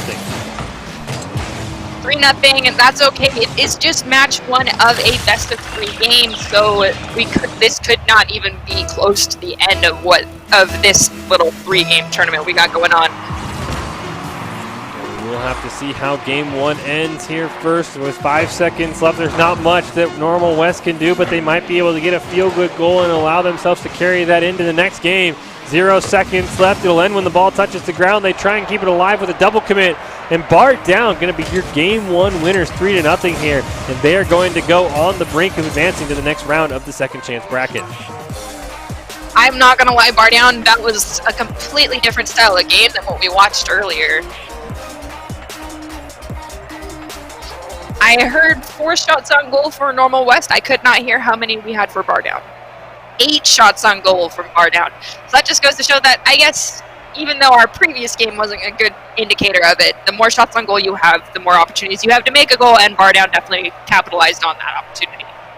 Yeah, they have Bar Down. Has to be happy with how that game 1 went. They'd love to play that again in the Microsoft Rocket League College Combine. We are in our second chance bracket in the double elimination tournament, and we are seeing Bar Down, who was eliminated in the final 8 of the upper bracket, putting on a show showing how they were able to get that far up in the upper side. So it's going to be the work cut out for Normal West. They've had a nice little run. Their 3rd straight game in the second chance bracket might come to an end after game 2, but anything's possible, but they've got to find an offense because 8 shots to 4 is not a winning method for them.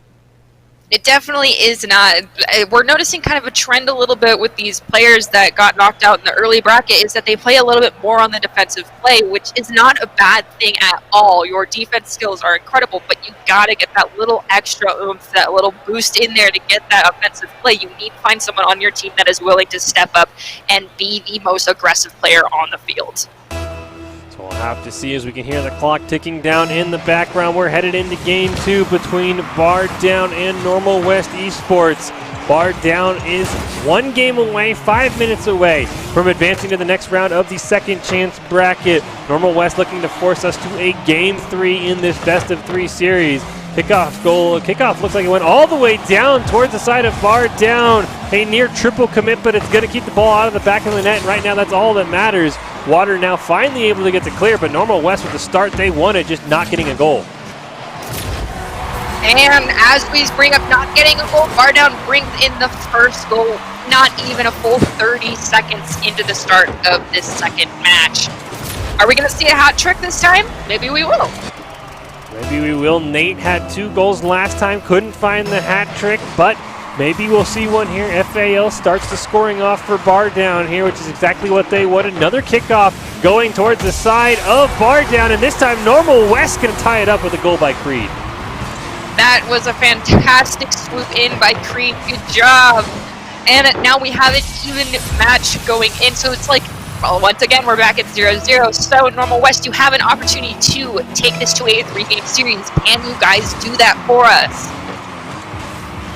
We'll have to find out. These kickoff goals have gone towards the side of Bar Down's goal. Huge save by Creed, though, keeping Normal West in a tie game, but a nice shot on goal by Water, turned away by Cornbread. Cornbread going to try and clear that one out towards midfield. FAL going to take a shot on goal. Will go far to the right. Cornbread, though, able to corral that one. Water and Creed going to run into each other. Creed will win that one. Gets a demo onto Nate, but does lose control of the ball. FAL gets in, answers right back with a demolition of his own onto Creed. Cringe now just sort of in the open field, has all of the time in the world to corral this ball, but a great job by Nate clearing away what was a nice pass to Cringe. FAL going to put something in the middle. Creed just barely gets away from allowing another goal to Waters. Cringe now dribbles it towards midfield. Cornbread gets that ball stolen away by Nate.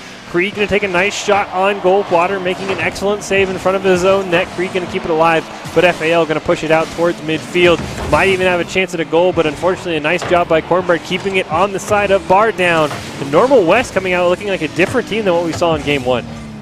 Yeah, it's like they completely decided to change their play style, and they have brought their aggression back, and they know that the longer we keep this on the side of Bar Down, the more opportunities we're going to have to score that goal. And going almost with 3 minutes remaining, it is still a 1-1 game compared to our previous match, where I think after the 2-minute mark, there was a lead very much so on the side of Bar Down.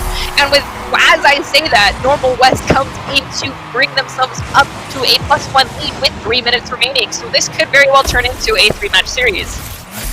It really could. Nice job there by Cornbread, doing a nice little solo play to dribble that one home, giving Normal West their first lead of the series, but there's still 3 minutes left for Bar Down to find the equalizer. We'll have to see if they can do it, because right now, as you mentioned, Ernie Bird, Normal West has been the aggressors this entire game. They have come out firing. Nearly every kickoff ball has gone towards the side of the Bar Down goal, but Nate has a perfect opportunity. Demolition come out onto Cornbread. He's actually going to spawn right on top of the ball. Normal West could not have asked for a better spawn. Water, though, going to steal it away, plays it around Cringe. One man left to beat. Nate's ball going to bounce off Creed. Good save there for Normal West to keep them in the lead with 2.5 minutes left. Cornbread now going to push it down. Water going to steal it away, put it all the way to the other corner. Creed not going to get on that one. Nice centering pass there just above FAL, so Cornbread now going to clear this one down. Nate has to pursue. It looked like there was just a little bit of a lackey follow-up coming in from Bar Down on that last one, allowing Normal West to gain control, but Bar Down then comes back and clears it right back out. And this is probably just a crazily even match that we are seeing right now compared to the first round with these two teams. This is incredible. This has been a very close game, too, and we are 2 minutes away from potentially heading into a Game 3. Nate nearly came up with the equalizer, just hitting off the crossbar. Water's shot going to go off the back wall. Unfortunately, unable to be played off the wall by Creed. Nate might have an opportunity here. Going to put something back for his teammate. Water comes charging in. Ball bounces over FAL. Nate now in the corner, just able to keep it alive. Looks like Creed might be able to clear it, and he'll do just that. Cornbread waiting for it. Going to put a nice centering pass on for Creed, who was just a little bit behind that ball. Could have been a huge goal for Normal West as we have a minute and a half left. Bar Down, dribbling down now. FAL, one man to beat. Unfortunately, the ball went too far away from the net, and Normal West should be able to hold on here. Yeah, I think Normal West is playing in the next. We've got almost just 1 minute remaining, and it's 2-1 with Bar Down by 1 goal. Bar Down's kind of feeling like they're falling apart a little bit. Maybe they brought on the aggression a little too early in the match, and now they're just too gassed because Normal West has taken control of the tempo of this game. And now we are going down to 1 minute remaining in match 2 of this 3-match series with Northwest ahead by 1 goal, which means we might be seeing a round 3 in this last Rocket League game of the night. Another excellent save by Creed. He has been the man of the hour for Normal West in the defensive side. They're making several huge saves. 40 seconds left. Creed once again going to steal that ball away from Water. Nate dribbling down now. Cornbread just barely able to stop him. Double commit by Bar Down. Maybe panicking just a little bit here in the final 30 seconds. Water going to clear it down. Good job by Creed once again. He's going to try and dribble it into the back of the net, get the insurance goal that Normal West needs. Bar Down, though, able to steal it. Water going to try and play that one off the ceiling, puts a centering pass on. Nobody there, unfortunately, as Cringe is going to corral it. And in the final 15 seconds, Bar Down's going to need something, and they're going to need something very quickly. Yeah, Bar Down's going to need to coordinate like a full-fledged attack on goal just like that to tie it up. I think we might be seeing an overtime in this match too. This is genuinely a nail-biter. Both these teams want their shot at redemption, and both teams obviously deserve it. It's just who's going to fight harder in the next 30 seconds of this game. Absolutely incredible by FAL. He could potentially find the hat trick, and if he does, that probably means bar down is your winner. 4 seconds left. Cornbread nearly with the late game heroics. We'll go to overtime once the ball touches the ground, unless it ends up in the back of the net. Cringe lets it hit, and we're into overtime. All right, this is golden goal. This is nail-biter territory right now, ladies and gentlemen. If Bartos can pull out this golden goal, they are going to walk away with the win for this 3-match series. If Normal West can get that golden goal, however, we are going to be moving into our 3rd match of this game, and we will see who comes out on top after that. So far, we are 14 seconds in, and there's been no clear one-shot, one-side going in for the golden goal here. Steal by Creed, able to keep the pressure on the bar down net. Nate gonna try and clear it out. Cornbread puts a nice shot on goal, gonna be disrupted by, it looked like, his own teammate and Water. Water now corralling it. Creed once again with the nice clear down. Nate able to corral that one, plays it around one. Empty net for bar down. One man to beat Cornbread. Nice job getting back in time. Still a little bit too long on that follow-up shot. Nearly a minute into overtime as Water puts it down, and bar down has all the pressure right now. All of this, Bardown's doing a great job of keeping this ball on the side of Northwest. If they can just wear them out just a tiny bit, they can almost clear for a goal. And as Northwest is going in, there is a clean save coming from Bardown, and they have maintained possession of this ball despite it being on their own side. But that demolition is going to give them a disadvantage as Northwest is coming in for another shot on goal, but they're missing the follow-up to finish that one out.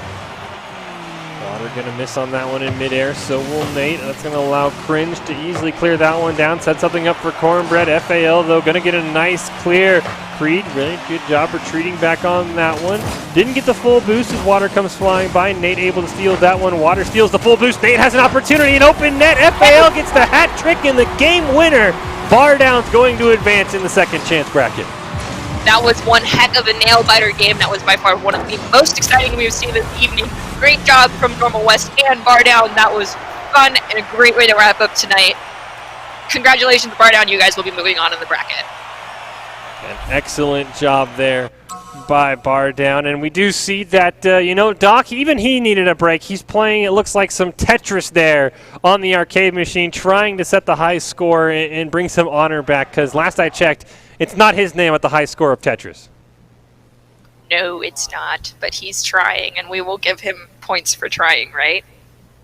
We'll give him points for trying. We'll give him points for trying. We'll have to see. I'll give an update when I see if he does set the high score. But as you mentioned, Nerdy Bird, what a way to wrap up our Microsoft Rocket League College Combine with an overtime game-winning hat trick by FAL, allowing Bar Down to advance in the second chance bracket. And it has been a spectacular night of Rocket League.